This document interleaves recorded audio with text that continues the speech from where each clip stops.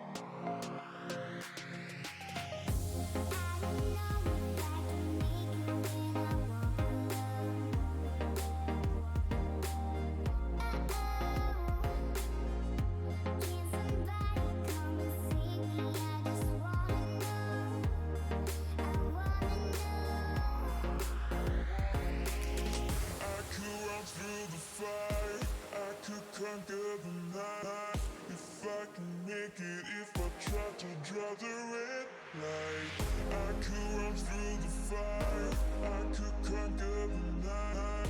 If I can make it, if I try to draw the red, I could, I could, I could, I could, I could run through the fire.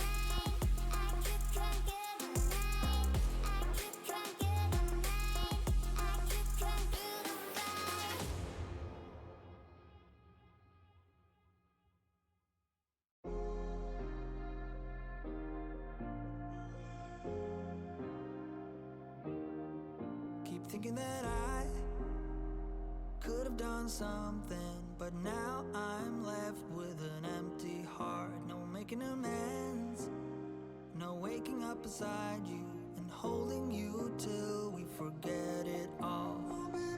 How could I know there was no second chances? Like dominoes, my life got really scattered. You couldn't keep the door shut, and now the frostbite's creeping in. 'Cause I've been stone cold since you left me here. So come home, why won't you reappear? Things that I said came out totally wrong. Can't speak of the truth when it's tainted. I fell into a big black hole. It got me stone cold.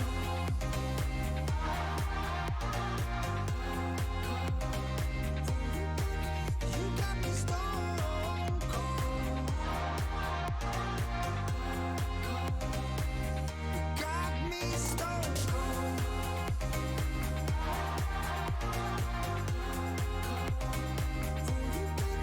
You got me stone cold. Got me stone cold. No Wizard of Oz can undo what I've done. Completely out of luck this time. I'm stuck in reverse. I gotta get away now, but I can't seem to take the lead. Oh baby, how could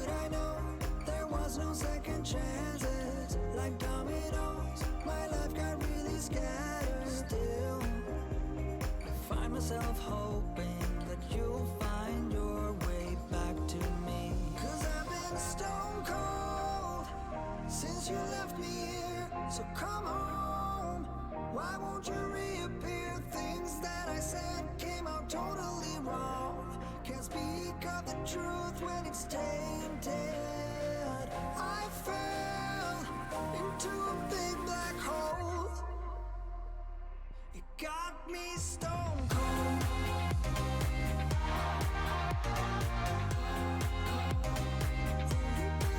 You got me stone cold. It got me stone cold.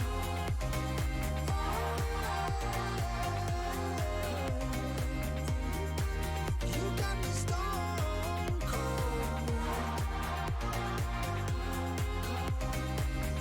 Got me stone cold.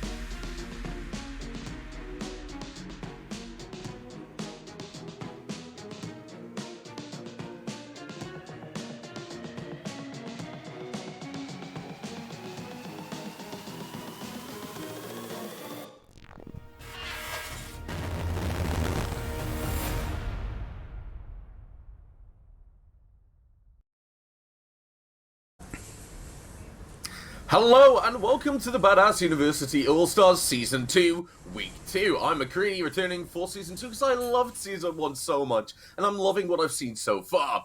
Joining me for his Badass University All-Stars debut, though, is going to be my good friend and mentor, Delta Bacon.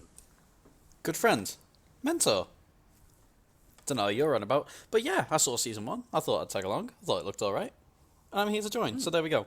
It should be shaping up to be a fantastic season of University Siege. The first season, some outstanding gameplay coming from everyone involved, and some outstanding, talent coming from the casting, the production side of things. All in all, good. I'm excited to be involved.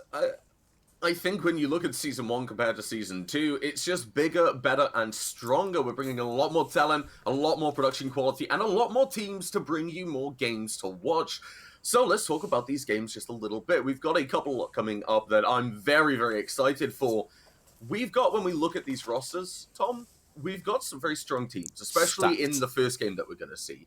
The Imperium of Mandem going up against Team Triton for game 1. That is... Oh, it's something. Let's bring up the schedule now so we have a look. Then following that is going to be the Froggers going up against Coconut Cracked. 2 also very incredible teams. And the third match, I think I'm the most excited for. Randy Ravens going up against the Princesses. And I'll tell you why. Max D, or Ideal as a lot of people will know him, is on the Princesses. And oh my god, what a week 1 for them. Yeah, absolutely huge. And, every single team that you see here, every single, kind of team that we've got in the competition, really, they've got names that are synonymous with the University Siege, kind of landscape and the wider community. You've got some gigantic names in the Siege Twitter sphere and, in the wider community taking part. And it's so good. The premise of the league, it's incredible that you're bringing all of this such high-profile talent together. Honestly, it's unreal, and we have got some incredible matches coming up for you today. 2, starting off the day, as we mean to go on, with 2 mammoth stacks. Oh yeah, definitely. I think that's the only way we could describe it, as we will bring these cameras back just to look at our beautiful faces, just that little bit more, looking at the past, Tom. I think that's going to lend us some insight moving into the second week and seeing how these games are going to go. For example, last Monday, we saw the Princesses being able to pick up a victory against the Froggers. Randy Ravens lost to Lockdown Ludens, and Team Triton were able to beat out Sniper Monkeys. Those are a couple of names that I'm really looking forward to seeing and how they play, especially Lockdown Ludens returning, but we'll see them playing tomorrow. What I want to see is this first game. This first game, which is going to start at 6 o'clock, that is it for me. That's where everything starts, and it starts off with a bang. This is the first and second team in our leaderboard at the moment going up against each other. We got the Titans right away, Tom. Yeah, nothing to do with, of course, with having 2 Cardiff/ex-Cardiff players playing, in the form of both Octagon and Sardine, 2 of your close compatriots, even playing with you on a couple of occasions when they let you into the team. But yeah, no, we've got a... I didn't get to play with Octagon. I only got to play with Sardine, but it was a lot of fun and a very talented player, so I'm very excited to see what they bring to the table. Yeah, Octagon at the moment on their main, if you have a look, we look at R6 tracker as I did beforehand. I'm playing with a couple of times in these more casual stacks.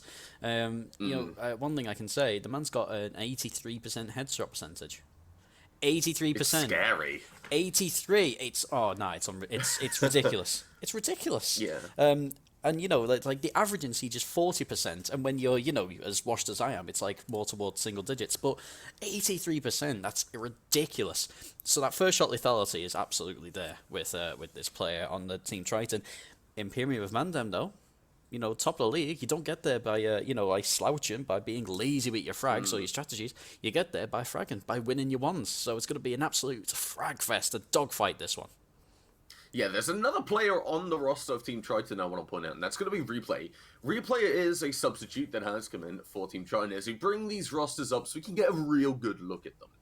Triton, having Replay on the board, putting up some incredible numbers last week, that's honestly one of the huge ones. Majere also has got that Yukin 2 experience, so that is something to watch out for. Whereas on the flip side, you look at Imperium of Mandem, Scipio and Angelix, 2 names you can't ignore. Rose, DJ7, and the Dob. I'm looking at them. I'm not exactly sure where I know them from. I know Exeter. You've got Staffordshire again. You've got some really good names on the board for them. I just want to see how they go forward.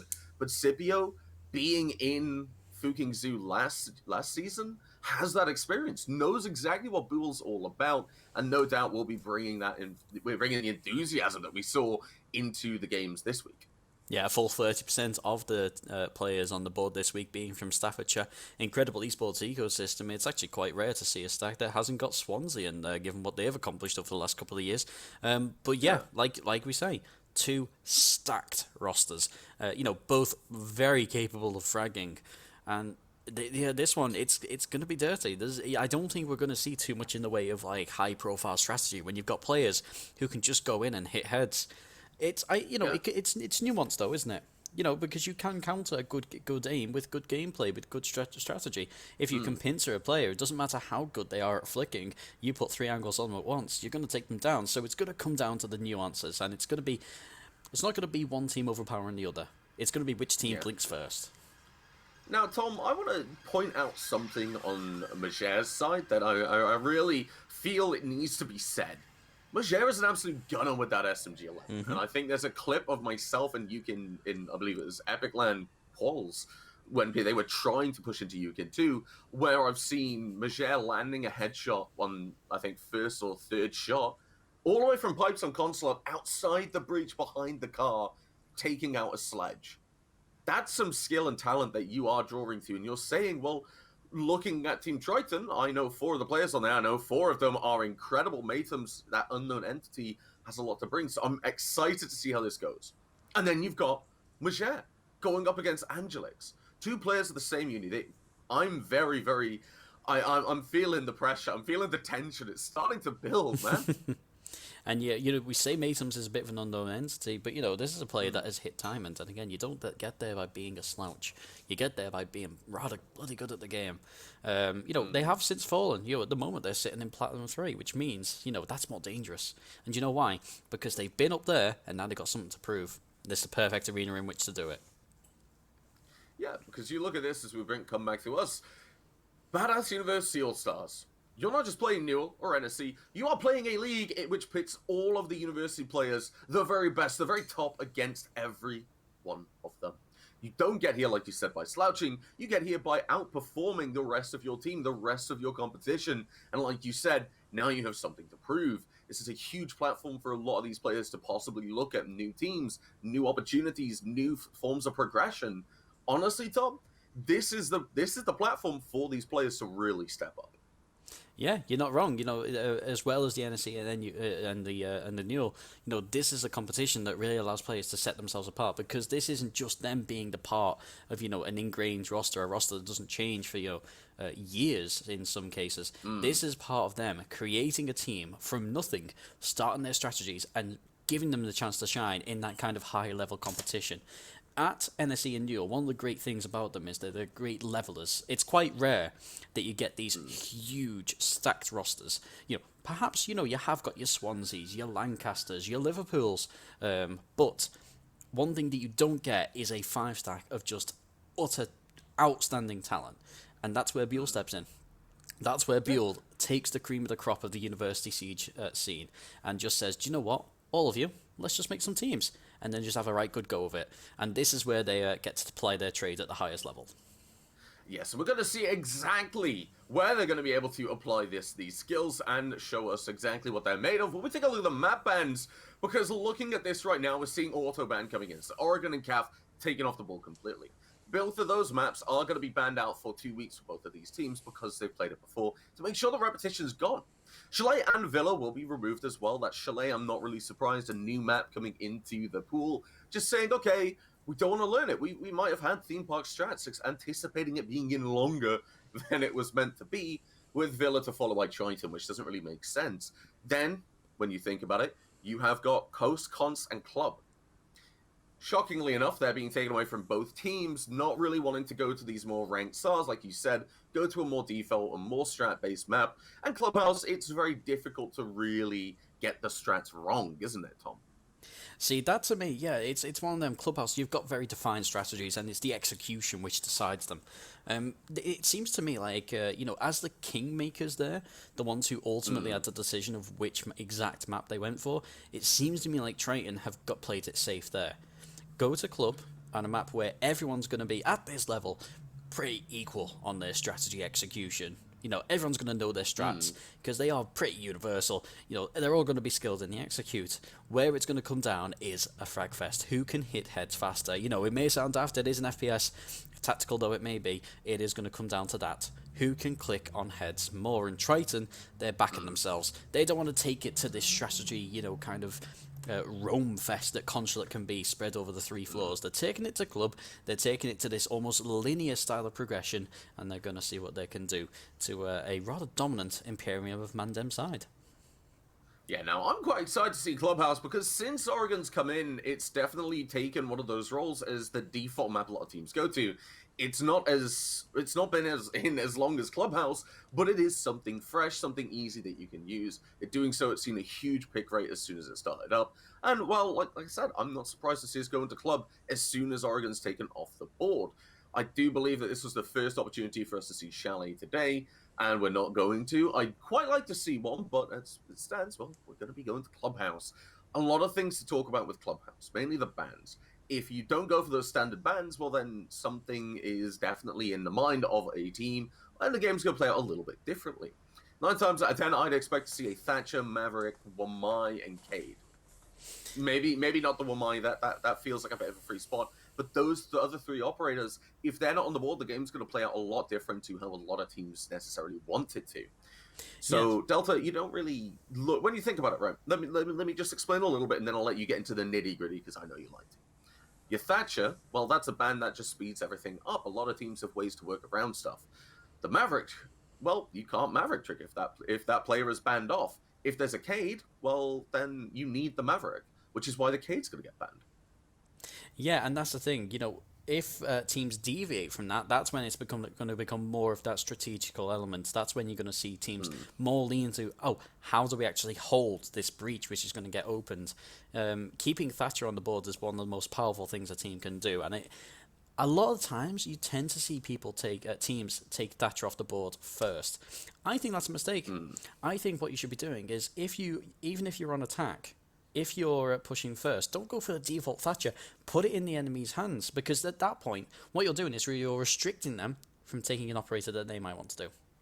So, that's always something I quite like to see. And the other thing is, they might surprise you. They might leave Thatcher on the board, in which case, we've got a Thatcher. Let's get this wall open. Always things you love to see. And, that's quite meta for, the top 2 sites. But then you've also got the utility there on Tunnel. Thatcher can be overwhelmingly useful, not, negating the need for a Maverick, on that bottom Tunnel site. If you're looking to get a sneaky ingress into site there. It's all going to center around these bans. What operator bans are we going to see? They're going to dictate exactly what kind of game plays out. If we see, the meta bans, as you pointed out, at that point, it's going to come down to a frag fest. But, either way, it's going to be a bloody good match. Yeah, I think I can safely say that. I'm not really sure who's going to win. I don't know if you can pick a side at the moment, but let's take a look at the poll results. Let's see what the community thinks, because that's something you really can't take into... You have to take into account, sorry. These people, they know these teams. They know these players. They might be watching because of that. So let's take a look at the polls. Let's see what everybody thinks. Yeah, you guys pick it, because I can't. These 2 teams, very, very strong, and it's looking like, actually, we are seeing a little bit of a sway one way from the other. And that interests me that actually it's so close, though. Like, we've not got an overwhelming amount of support for one team in one way or the other. We've got a lot of people actually saying, do you know what? I can't call this either. And that, to me, that just kind of just justifies it. It's first v second. They're separated by 1 round difference. That's all it is. Really, at this stage, we can't tell who is better. Yeah, the community vote telling the same story as us, realistically. I think I'm favoring Triton a little bit, who are actually at that 47% there, purely because I know those players. I know a little bit about them, just that little bit more. I've seen them or I've casted them, so that kind of leans me towards them. But when you look at Imperium of Mandem, they've got a lot of players stacked on them. That's why the community's backing them, is because of the talent that they're also bringing to the table. So you really, you just can't call it at all. Yeah, you look at the wave of momentum that Imperium of Mandem have got coming from the previous round. You're looking at Rose. They're sitting on a 2.5 KD for the season. Like, they absolutely vibed in the previous matchup. It's going to be interesting to see if they can do the same here. But now we are in those operator ban phases, and now let's see if what you predicted comes true. Yeah, now looking at these bans, like you said, you don't want to take away that Thatcher immediately, but I think a lot of teams do that, because as soon as Thatcher isn't banned by the defenders, the attackers say, well, this is an opportunity for us. Thatcher will be taken away. That wall will have to either be Maverick tricked or played from below, or maybe even ace tricked, as you can now do a replication of the Maverick trick with those ace charges. But no, Maverick will be taken away from the board. I'm expecting to see a bit of a default game here coming out with the strats and the bans, mainly because these teams, this is the 2nd week of actual play days. They might have scrimmed before, they might have been together before, but Cade is going to be taken away. The next ban, like I said, think it might be a Wamai. Doesn't really matter. The pace of the game has already been decided. Yeah, Imperium and on defense doing the right thing by taking Thatcher from the board. Triton, if given the opportunity, they'd keep them, look to win the game in the first half. As it stands, that's that's good macro play coming out from the Imperium of Mandem. They know that they couldn't give the opportunity to Triton, whereas had they been attacking first, they could have given the chance. But there we go. Very meta operator ban picks there. And we are seeing the Vigil coming out as well, which I don't really think affects the game too much. It's more of a throwaway pick, I think. Like I said, the pace of the game is really decided. There's not that many power bans that can come out. But one interesting thing to me, a mirror. A mirror could be in play here, Tom, for what feels like forever, because 9 times out of 10, it's one of those, it's just, well, if you don't know who to ban, you just go for a mirror, because why not? We will see this 6-bit come out from the Legion, take away that passive information and that passive damage, going in for a Valkyrie. I really like that because there's a lot of little nooks and crannies that you can get those cameras in that just make life that little bit harder for Team Triton. And if you can do this on this site with C4s, plus you've got 2 on the board, well, it can cause a lot of issues for Team Triton moving forward. However, they brought that default setup, they brought that strategy. Well, look at that roster and tell me if there's anything wrong with it. You can't.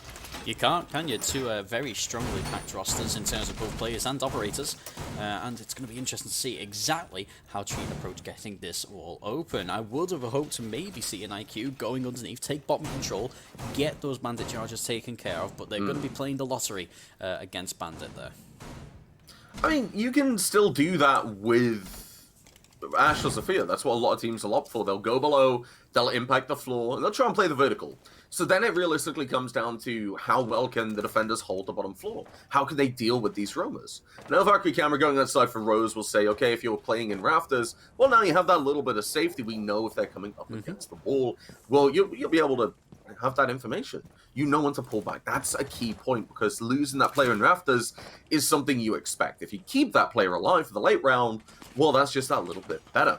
Scipio will be playing in stock, will be ready for that under that bottom floor presence, like I talked about, and Rose in support can offer a lot of help. 30 seconds in, and Triton, I think they're giving away the name of the game very early on what they want to do. Replay and Majer will start moving forward into stock. Replay will take some damage from the vertical play, but will not die, and will still have all that utility on the board. Yeah, those bandit charges still very much up and running, and we're seeing here a very slow, almost like they're not even trying to get the wall open at this point. Very slow egress into that bottom floor, not yet able to actually get it open. It looks like the Ash Charge will have taken out those bandit charges there. We're going to see now if Scipio is actually going to replace those, or if they're going to abandon that part, but the wall is getting open. Ace deploys those charges, and all of a sudden, 1 minute and 10 seconds into the first round, that wall has been breached. Not a bad time. No, it's that position where you're saying, okay, they have sight lines, they can start establishing their control, they can think about this Rafters player of Angelix, who's just sat there right now holding that garage door. Now, though, has to drop if you want to stay alive. You got Matums on the rotate, Angelix, the positioning here is going to be key. Triton, they're starting to isolate these roamers. They're starting to put the pressure on, and just by keeping Majer outside, they know. They know that you're there, their drone's just been shot out. Angelix is just stuck. He's going to have to go for a retake if he is to survive by either dropping and going to bread or going through rotate. The yellow pings will come out, but Angelix is realizing you've just got to play it safe. You can't do anything without risking dying at this point, so don't worry about it. Rose, on the flank, can cause issues here. They still have that information. The Valkyrie cameras, Sardine on the flank watch, knows they won't go up the stairs, but Matums is able to open up that Rafters position. Scipio with a refrag will find Majer. Rose picks it up with a C4, nailing the coffin on that player advantage, keeping it in favor of the Imperium of Mandem. 40 seconds to get down. Sardine looks to put some pressure on. Will find a kill onto Rose to even things out. Looks for another one, but nothing is to land just yet. 30 seconds. DJ7 is just sat there with that shotgun and can just shut everything down. Now the push needs to come out from the rafters or from the breach. Sardine doesn't have what it takes right now. Doesn't have everything he needs to start pushing it. Yeah, it was a good little execute there, but we are seeing a very much being stymied, and both Matum's coming in with another kill, Sardine with the 4th, and now it's down to just the one. Scipio, we know they've got the talent, but we also know that he is unable to... Oh, hang on, there goes the C4, picking up Matum's, the plant will still go down. Scipio going on a rampage up the stairs, will get picked up by Replay, and there we go, Triton will take round 1. A very nice start from them, a very good effort coming out from Imperium of Mandem, but what I really want to talk about is that C4. You are using it quite early on there, Scipio. Now, that was a good position to be in. You've lost control of sight, you're downstairs, you still have that C4, you've saved it for this purpose. You could have waited until the very last second, just in case. However, I understand where you're thinking of. You're saying, right, the plant's going down, I don't have control of sight, I need to stop this. In doing so, you get a kill onto Maytums, yes, but you've also lost the main thing that can stop this plant going down. Honestly, I don't see how there's much better way that Scipio could have played it, because the reason that we're in that point, in that position, there's a lot more factors at play. Yes. We saw IOM get very aggressive towards that end, and Triton, they just ramped up with the aggression and were able to collect. Yeah, perhaps I would have liked to have seen, we saw the switch over from the passive intel over to the active intel of the Valkyrie. We didn't see a Valcam go down in that site. A Valcam there, perhaps tucked away under the table, somewhere discreet, just where they could see all the potential default plant spots in that site. Maybe that would have been absolutely optimal there. That would have been a game winner. Because if he throws a C4 up, waits for his moment, takes out the plant at the last second, he then buys himself time, and can potentially take more than one player off the board with that active intelligence. But it wasn't to be, and Scipio unfortunately picked up the one kill. Round 2, and it's going to be playing a bit of catch-up now for IOM, because they lost that first round on quite a defensively oriented map with optimal defensive bans. So it's going to be interesting to see if they can now hold at the other end of the map vertically. Yeah, well, I think IOM, there wasn't any real glaring issues there. It came down to the ones, like you said, and that late round execution. But one thing I really need to ask you as this round will start off, that 2-box down in the basement, Tom, what do you think about it being doubled in size? Because now you can swing on dirt with your back being safe to blue, and vice versa. As you can see, our wonderful observer Science is live, highlighting there. In the new update, they doubled that size. You can play a lot safer from hatch, dirt, and blue. What are your thoughts? I think it is a good move. I don't think it was particularly necessary. But I think it is a good move because it breaks up the site a little bit more. No longer can you just walk in and have sight lines across the vast majority of the site. Now you've got just a little bit more of a threat if you're pushing in. I do think it does make the site a little bit more strong in the defender's favor. Not that it already needed that. However, I don't think it particularly weakens the attackers because, cover works both ways. Yeah. Now, we will see the Habana being used to open up this hatch. Now, DJ7 can stop these impacts. It can stop it with the impact trick right there. However, the big issue is there's only 2 impact nades in the pocket of a player. What this needs then is Rose to be bringing those impacts as well to keep that impact trick, which she's not. Will have that C4, so that hatch will get opened with half the round remaining. And in doing so, Triton, they have that top floor control. There wasn't really that much roam presence from the Imperium of Mandem. And so we're just seeing the vertical play coming through. Triton have a lot of time. They need to take control of blue. But in my opinion, if they get 2 or 3 kills, then they're in a really good position when they want to start looking for that plant. Because I've seen a lot of times take control of blue, pick up another kill or 2, like Mages starting off with, and then suddenly you're overwhelming them too much. They can't put that much pressure on, and Sardine is able to find the head of Rose just to add to that. But the roam is coming out from Scipio, meaning as Angelix falls, it's only the top on sight, and the flank watch is there from replay. That is Triton, a much more dominant round, and I've been talking a while, Tom, so tell me through your thoughts on how this round played out. Something built different. Almost no roam presence coming out from Imperium of Mandem. Their roam shut down comprehensively. Now getting kitchen open, not the worst thing in the world. It's very hard to challenge that as a defender. If you stick a roamer in there, you're committing to pretty much losing them unless they absolutely frag out in that opportunity. Well, you've missed out on a fragger. So there we go. One very, very unfortunate, however, that they just fell and dropped like flies. That was just a case of Triton just fragging out of their tiny little mines. Lovely, lovely stuff to say, and you can't really take anything away from them on that. Triton executed fantastically well. We're going to go back up now to that top floor, and IOM now chasing the match a little bit, because remember, this is a defender-sided map. I think that still very much holds true, even in the current meta. And now they're 2 behind. We are only 2 rounds in. They can still pull off the defensive half, but they've now got to play a perfect half if they want to pull off the 4-2. And Triton, against a team of this quality, is not going to make it an easy task. I've got a question, Tom, why are they tiny little mines? Well, you know, they're super stacks, which means they're all fraggers. And everyone knows you don't need a brain to be a fragger. Come on, that's universal. Fair enough. That's why I you're mean, an entry frag. And play by I- play. I entry, fragging is a strong word there, but Rose will whiff that camera just a little bit as we do return to that top floor, like you said. Now that camera going out, it's because it got whiffed, well, that's one camera taken away from sight. You don't have that C4 ability that we saw in the last round with Scipio, or it's reduced somewhat. Right now, though, Triton, they seem to be going for a very similar push. You've got Major opening these garage walls with a very simple goal in mind.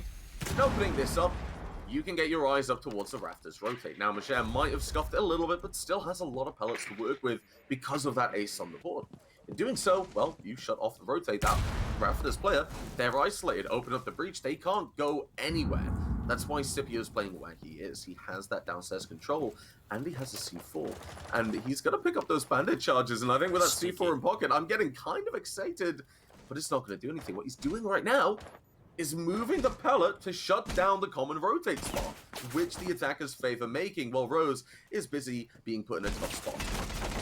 Yeah, you see they're contesting in gym bedroom, but in a very poor location. Gonna get pushed and challenged in Octagon. Not gonna lose their ones there. Gonna take out the Roma, and you know, really, if you're gonna challenge, that's not a position you want to do it, because you can't move. Unless you give yourself a rotate, you are locked in, penned into this one slot. Now, yes, you are funneling them into one kind of entryway, but against someone like Octagon, that's going to be very difficult to win.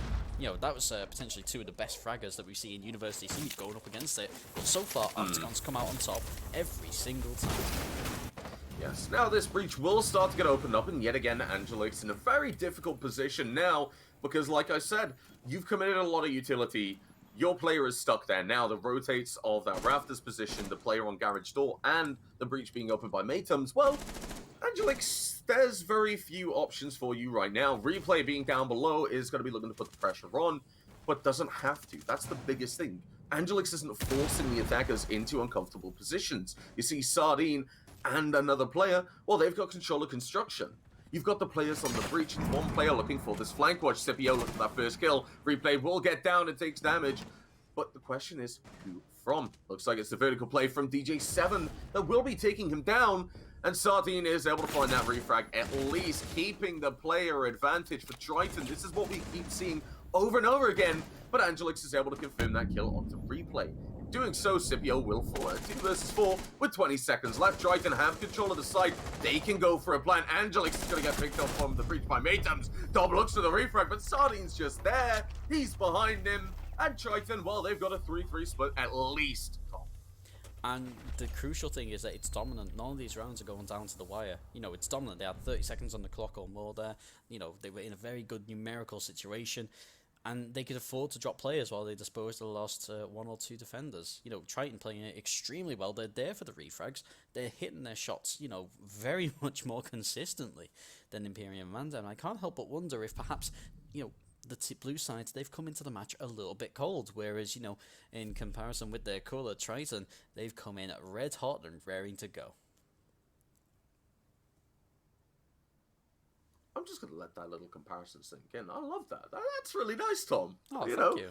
I think it's much better than like whenever I cast Swansea and they lose and I say Cymrian whiff. I think it's very much less offensive and more inventive. Yeah. I think it's Cymrian whiff should be saved for when I'm Twitch streaming at least. But that's perfectly fine. Because nobody's really whiffing right now. What we're seeing is Triton really just getting the positioning and putting Imperium of Mandem into unwinnable positions. You're seeing Dob in that last round having to swing breach to get a refrag. If you're able to land that, well, Matums is dead. Time is ticking down. They can't get the diffuser. That could, if you killed Matums, you would have won. However, Triton, they knew about this. They had control of cash. They had Sardine and Octagon just pushing, covering these rotates.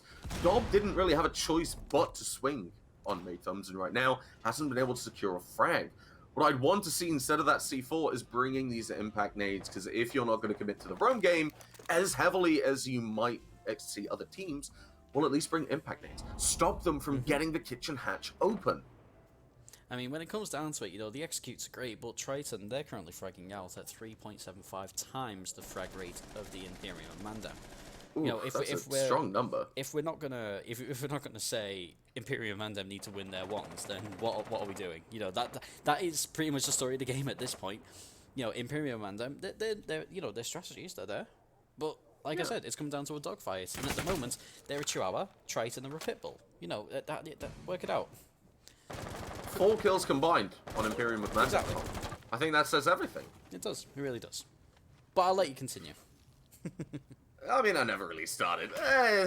It's okay, though, because now I can start talking about what we're seeing Triton doing immediately. Sardine on the entry, pre-firing with the Sledge. Now, Sledge is a huge operator to bring, but what you can see from Triton is they've kind of read into the pattern as they get that garage control. They've brought the buck on Majere as well.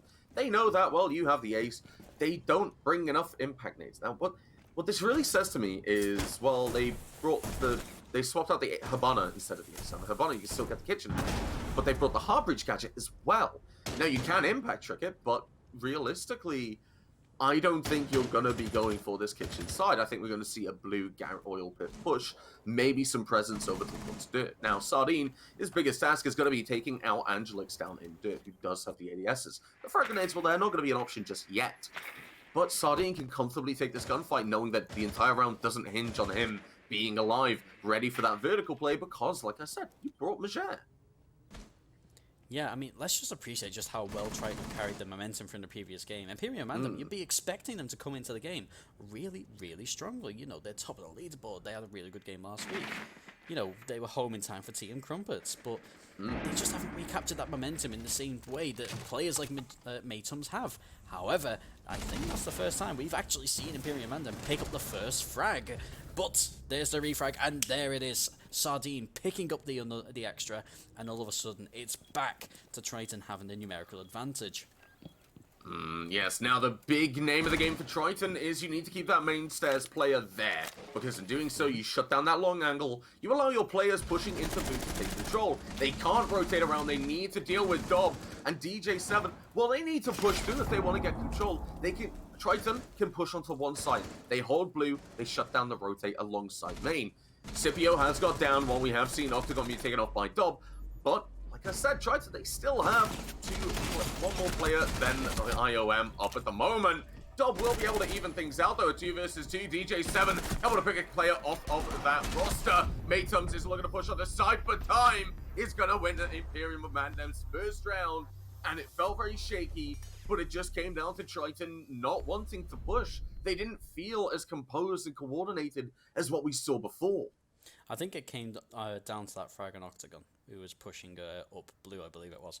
When that frag came down, it kind of stymied the momentum of the Triton push, because that was a fairly key moment. I think there's several moments in the game where you see a player go down, and it completely changes the dynamic of a round. That was another big one as well, when Dom won that one. If he loses that one, then all of a sudden that's site control established on A site, and that's game, set, and match for Triton. We didn't see that. We saw Dob win their one there, and what a 1-2 win. And I'll say that after a night at the SU. Okay, right. Moving on from... I don't think I fully get the reference. I think it's probably for the best that I don't. We are going to see IOM there heading it back up to CCTV Cash. They're bringing the same roster, the same setup, I'm going to imagine. We're not seeing much adaptation. I think that's a big issue for me. Now, one thing I do want to talk about in that last round is they've started to read into Triton a little bit more, but they haven't tried anything new. This is the 3rd time we're approaching this site, Tom, and they haven't won it once. Maybe try that gym bedroom, because IOM, well, you haven't had that much variation. Like I said, Triton should be looking to do something just to adapt to it. And they know exactly what they need to do. They got the information, they have these camps staying alive, not a single one's been shot. The biggest change I see, 3 C4s on the board for IOM. Do I think that's going to win a round unless there's some big change for the defenders? Not really.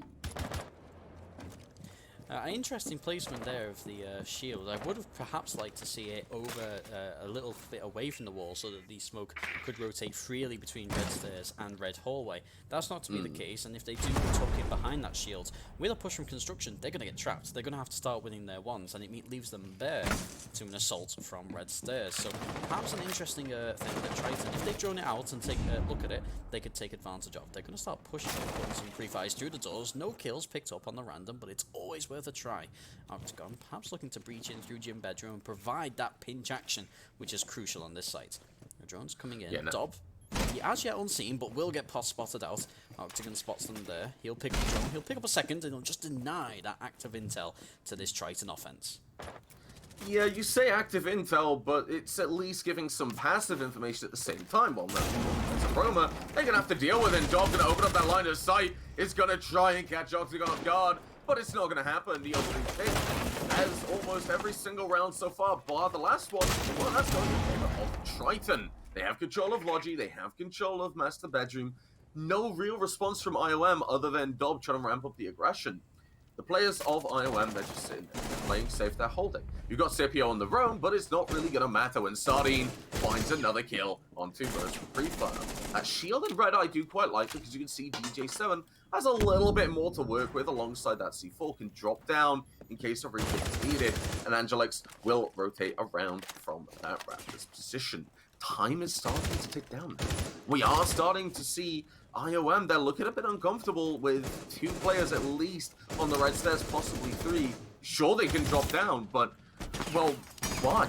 Why would they? At this point, you see Scipio trying to find a kill onto CC window, and DJ7, well, is playing below for the C4, but is going to be picked up by Replay. Suddenly, Angelix, only one on site. You've got some big work to do. 50 seconds, that push is going to come through, and you know exactly where it's going to come. But you've lost control of red stairs. You need that player watching it of Scipio. And, well, now you only have one gun looking towards site top. Yeah, very brave Scipio's been playing off site. Perhaps playing to like the optimal post-plant situation. Not that that's going to be any comfort to Angelix with a full roster facing them. Scipio's going to have something to say about it. He'll take Replay off the board and then he'll start rotating around to Rafters. Site control established but not firmly held in the grasp of Triton. But they'll take one more. The Octagon with a double kill. Scipio tries to clutch up, but he'll get removed by Buck. Buck with the suppressor, Major. Hello. I see what you're doing there. You're taking a page out of Angelix's book and running that suppressor. Well, honestly, with Triton, I think they're in a position to do stuff like that. I think they're very comfortable on the attack, and, well, it's something I've always said, Tom. If you're comfortable on a map like Clubhouse on your attack, well, you should definitely look out on your defense. I think it very much shows why Triton banned out Consulate. Yeah, I think it's very clear now why they went for the operator picks and the map picks that they went. Yeah. They just know their meta well. They've rehearsed, they've done it, they know exactly what to do, and it's showing. And not only are they executing their strategies, they're also winning their ones, and that is absolutely key. Would they have been able to do the same on Consulate? Perhaps, but perhaps not. Because here on Clubhouse, they're able to have the enemy be funneled into certain angles, whereas Clubhouse, you're very much watching kind of a 360 on a lot of pushes. Here, you're seeing them actually playing quite a linear game, just clearing room by room. Oh, we're at the objective, let's push on and win the round. Very simple gameplay. One thing that I am liking, however, is that they're taking advantage of this numerical advantage that they're generating. They're picking up the early kills. Dob, if there's one thing that they need to take on board, please stop pushing out so far. They're getting killed like quite frequently as the first kill in a lot of these attacking rounds from Triton, and not doing a lot in return. We've seen them get picked up by Octagon twice over in that gym bedroom area, far away from sight with no support, and not offering a huge amount of resistance. That is absolutely key. If Dob was to then perhaps play a little bit tighter to sight, maybe engage them from a slightly safer position, stop trying to pick up the early frag, play for the time instead.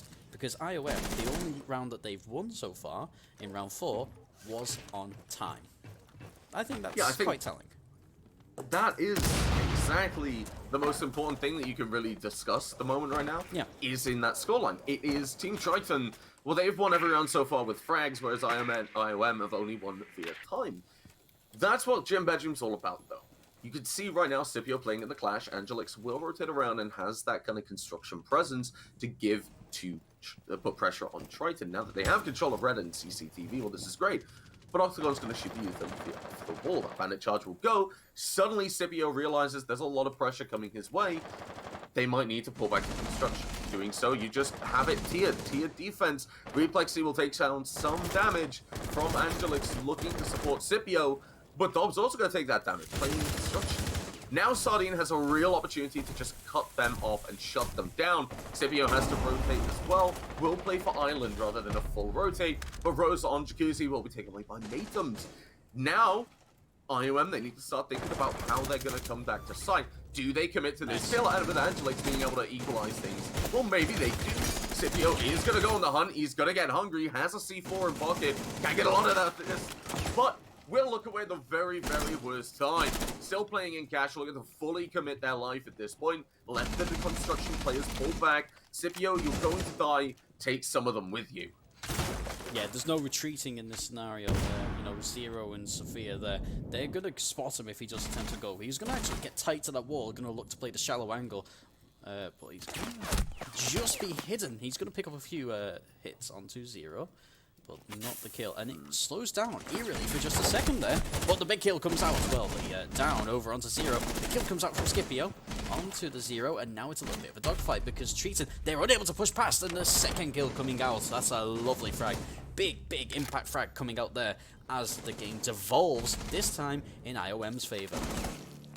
Yes, now the stalling out game, like you said, has been working. Like we've seen, IOM with time, they're in a really good position. A lot of tries utility has been used, and Seruni Gates are going to make life even worse. But Replay is looking to ramp things up, has control of this rotate back into A, and IOM know that. But right now, they just need to hold these crossfires. Mateums has the utility to push into Jim, but are they going to? There's 2 players on the board. If you do that, well, then you cut off Replay, who has to move in with you to watch that. Bathroom will be able to find a kill. It's going to be Mateums finding a refrag, but Scipio's there for the trade, finding their 3rd kill, and IOM's 2nd round, a 4-2 split, Tom, but not the way you'd expect it to go. And what's my favourite saying as a caster? The timer is a 6th defender, and it couldn't really be more apparent than there. You know, they played time, they held their angles. We saw them engage in a much less aggressive roam game. They held what they needs to hold for as long as they needs to hold it, and then, you know, in the end, strategy aside, Scipio fragged out. So there we go. Always nice to see. I think we both wrote him off a little bit, saying, "Oh yeah, he's holding there. We'll just see what he can do. Maybe he'll take 1, maybe he'll take 2, but then he'll fall." And then he fragged out and, you know, took control of the game from the scruff of the neck, completely snuffing out that pincer movement. At that point, the game was over. You know, Imperium Man, all they had to do is they just had to hold, you know, where they were and say, hey, you know, come and have a go if you think you're hard enough. You know, we've got the timer on our side. And, you know, it went the exactly way you predict. Fantastic game from them in round 6. Overall, still a little bit wanting, though, aren't they?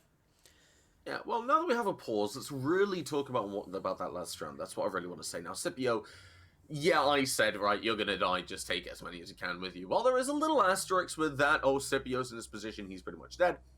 Not if he lands his shots, which is exactly what happened. Now, as a player will crash and Dob will have to rejoin.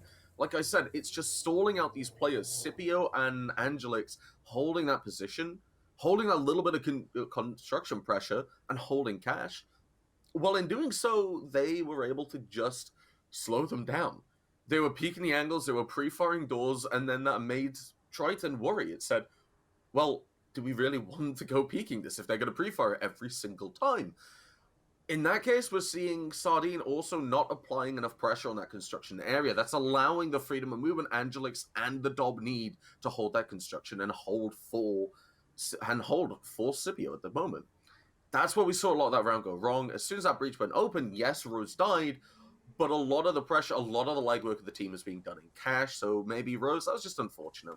But looking at the stats, Tom, yeah, I think there's something very clear here. Yeah, Rose being kept quite quiet compared to last week, but I think one of the things that sticks out to me mostly is if you look at the KDs, you know, you see in Scipio the only positive KD on that IOM roster, whereas the other end, you're seeing everyone but one on a positive KD. I mean, let's call one a positive KD as well. They've broken even. They're all playing very, very well, and that's indicative of the kind of scoreline that we've got. It's deserved. Rose being kept quiet, if they can, I don't want to say wake up, because that's possibly the wrong way to say it, but if they, I don't know, switch their monitor on, maybe... Ooh. Maybe wake up was too harsh? Maybe, you know, no, genuinely though, Rose, 2.5 KD last week, you've got to say, they're not playing at their best at the moment, are they? But we know they've got the potential, and if Rose can suddenly find that momentum that they had from last week, maybe they could overturn this deficit. They're on attack now. Perhaps, potentially, they could go ahead and do it. We do see the Dob crashing out again there. Just going to confirm exactly what that means in the game. I think we are going to be sitting in that 4v5 for now, because they have in fact used their pause. So very unfortunate. Hopefully we can get the Dob back in, but at the moment, at the, a rather crucial moment, Imperium Mandem are going to be dropping to 4 players. And that's going to impact them a lot. But do you know what? Not necessarily the worst thing in the world, because in horribly difficult scenarios, in situations where you are up against the odds, your team's back against the wall, this is when the team can galvanise and really push on to actually do some incredible things. We've seen it at Epic Land, we've seen it elsewhere. When teams go down to 4 players, it doesn't necessarily loosen the game at this level, because everyone else raises their game. Maybe this is the impetus that Rose needs to, bring back the momentum from the last round, from the last Playday rather. This is it's not end game for IOM just yet.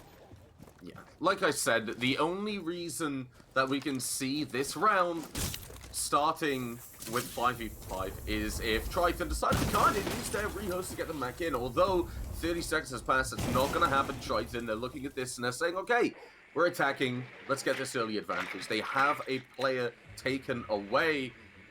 Let's defend, let's hold our ground, let's just shut them down.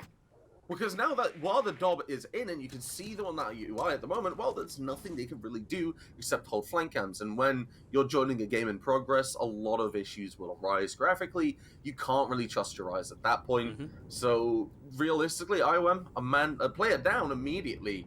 It's not a great position to be in. That's probably why we're seeing them bunching up a little bit more.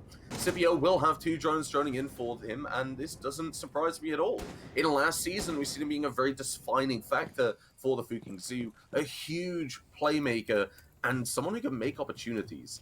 We are seeing the Iruni and Tachanka coming out and playing that Rafters position. I'm not surprised why we're seeing the Tachanka in Rafters. Well, because those flames. You're essentially a smoke on some questionable hallucinogenics, I think is what we're going to say. Because you're playing that position, you have your flames and everything, and, well, you can shut them down a lot. But that's not what IOM are going for, as Dobbs will drop out again. This isn't looking great for IOM. That they do have opportunities, like you said, but that relies on this flank watch. That relies on Octagon not getting caught out, which I think he will be as he takes down that drone.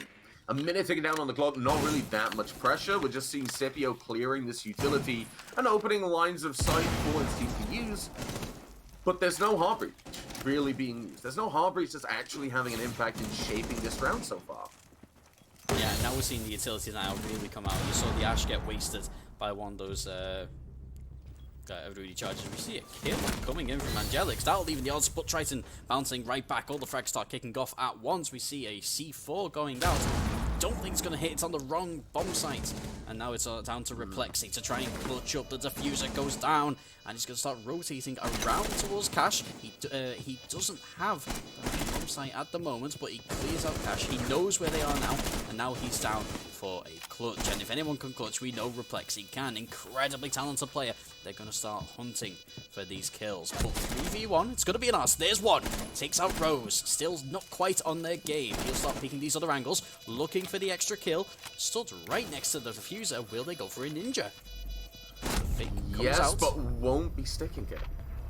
and that's absolutely heartbreaking, because after a round in which they really should have won 4v5, IOM have come back. Can you imagine their comms after that? Can you just picture it? 4v5, well, and they pick up a game. They pick up a round. Like, fun fact, Tom, as we do hear the, I don't know, a drag race going on outside, we're going to come back to cameras at the moment, because what we're actually seeing is Triton, they did what I said. They called for that pause, actually. They actually said, yeah, well, this isn't fair. We'll let you get Dob back in. And, well, that makes a lot of sense. It's very kind of them to do. So we have some time. 3-4. Let's break that last round down, because there's a lot of things to talk about. What we saw was a very slow setup and a very swift execution, something reminiscent of that 20-second meta. But it's something I found that when we came into Neon Dawn, well, that 20-second meta, it kind of stuck around a little bit. It was attackers. They knew how to execute in these high pressure situations. And they just said, okay, well, what we'll do then is we'll keep that, but we'll use a lot more of this time to set everything up and position ourselves really well to go for this execute. And it's some way where you see that 20-second push, it went from being defender favored to attacker favored because it was gunfights were taking on their terms. That's something we saw just now. We saw Angelix being able to even things out. That's the huge kill for me, realistically, when you see that Twitch F2 pop off, find that kill, suddenly things are even out, and if you're IOM, you're saying, this is it, this is the moment, let's get it back in, let's get going. And that's exactly what we saw. They got construction wall open. They opened these lines of sight. As soon as the plant went down, they had really good post-plant positioning. You had a player on red, which, well, against replay, it was just, it's a good position, but against replay, well, they're just going to win it out. And that's exactly what happened. But you still had those two players there. As soon as they heard that fake go down, they're rushing into sight. They're finding the kill. They're shutting them down. And Triton lose their first defending round. Against a 4-stack, no less. I don't think we can really take much of it. I don't think we can take anything away from the Imperium Mandem side. They did really well to actually pull them back into it. And, perhaps we've been representing it. They are only one round behind. Yes, they lost quite comprehensively on their own defensive half. But, they've got the talent to bring it back. 4v5 against an incredibly stacked Team Triton side, you can't write them off. Key thing for me is now the mentality of how they respond to this. They went in as the underdogs to that attacking round, and they came out the victors. No one would have backed them in that scenario. 4v5 is doable, but it's unlikely, and they've just pulled it off.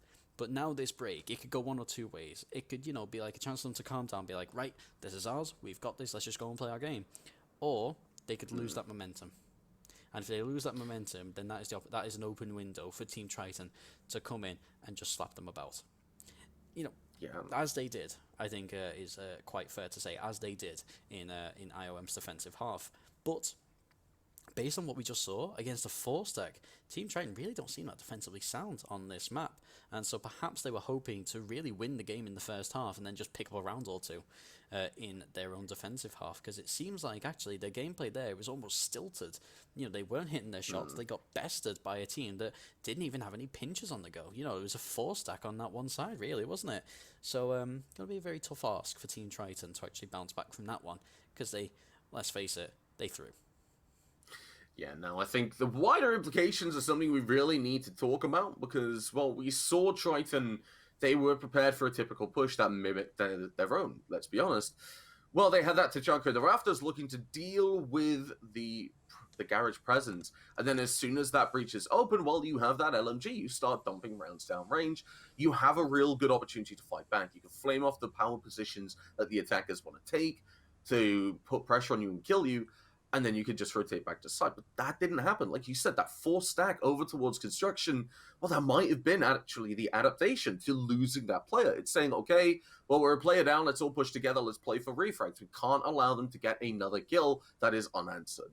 So we saw them droning out very meticulously over on that master bedroom side. They didn't really put that much pressure on and peak that much until they'd even things out. In doing so, you're catching these players in the rotates because you're not giving them that pressure. They're sat there wondering what's happening.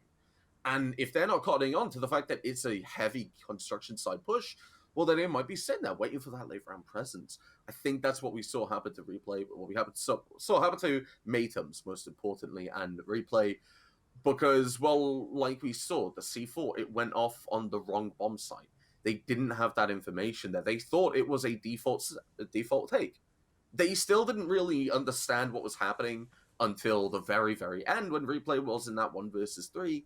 So I want to see more from that from IOM, but I think if they run the default strats, well, that's what Triton are prepared for.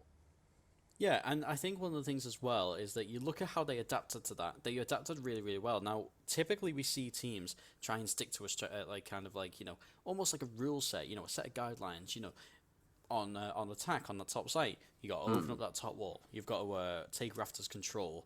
You've got to then establish a little bit of bottom control, maybe to facilitate that top breach, maybe to just push out a couple of roamers, and then you push out the site with a pinch.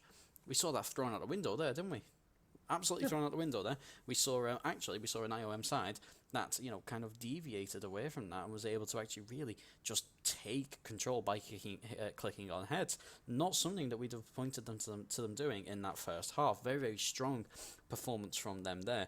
And to be fair, given the quality you've got on the roster, who would expect anything less? You know, Scipio, prolific entry fragger, able to turn their hand to just about any gun in the game. You know, these players, they're famous in the Siege scene for a reason. People know them because they're bloody good at the game. So you'd expect all of them to actually be able to frag out. But the thing that gets me is being able to adapt to the situation at hand. Not sticking to this rule book, just being like, you know what, actually, we're going to play on our terms now. Come and have a go if you think it hard enough. Yeah, I think the big thing if we just take that one round as its own thing and compare it to the attack, well, I think Triton, they played very well in that proactive role, in taking the gunfights, driving the pace, and really saying, you need to come to us, you really need to step things up. Well, I think that's where they really excelled. Heading on to defense with the reaction, I think they might need a little bit of a knock in the head on how to play the defensive side, because, well, that wasn't reactive enough. They were just kind of sat there quite stale. I think that's the perfect way to describe it from yourself. So moving forward, they need to be prepared to react a little bit quicker. Maybe have these rotates called that should have come through a lot earlier. Maybe, replay. If you're playing down below and you know that it's a full construction push, maybe you go for the rotate while you still have the red control, and then you have that Tachanka rotate around to the rotate on breach. If you can get that position, well, you can shut down that cache door, you can stop them flooding in alongside the player from red while the crossfire's really hard to take control of, and then they have to push into CCTV, they're isolated, you find the kills, and then replay hits from behind at possibly, well, the worst moment that you can really expect them to. Yeah, it was a very static defense in the end. We saw Octagon going for a little bit of a run, but they really gave themselves away by popping that flank drone.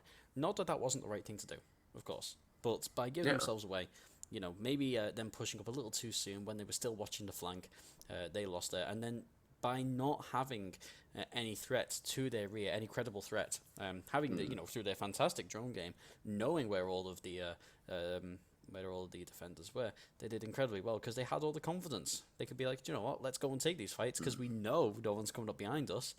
And I think that's one of the things that very much won them around, the intel and just the way they adapted. Moving forwards, will they carry it on with 5 players? I think we'll see very different attacking lineups. I do think we'll see very different attacking lineups. I think we'll see, them perhaps reining it back in a little bit more. Because when you do go down to 4 players, perhaps that's a bit of a throwaway round. You think, you know what, let's just go and win a round. But they vibed really heavily, and I'm going to let you know exactly how this drag race goes. The red car's in the lead, and unfortunately my audio cables aren't quite good enough to stymie the busy Nottingham traffic at this hour.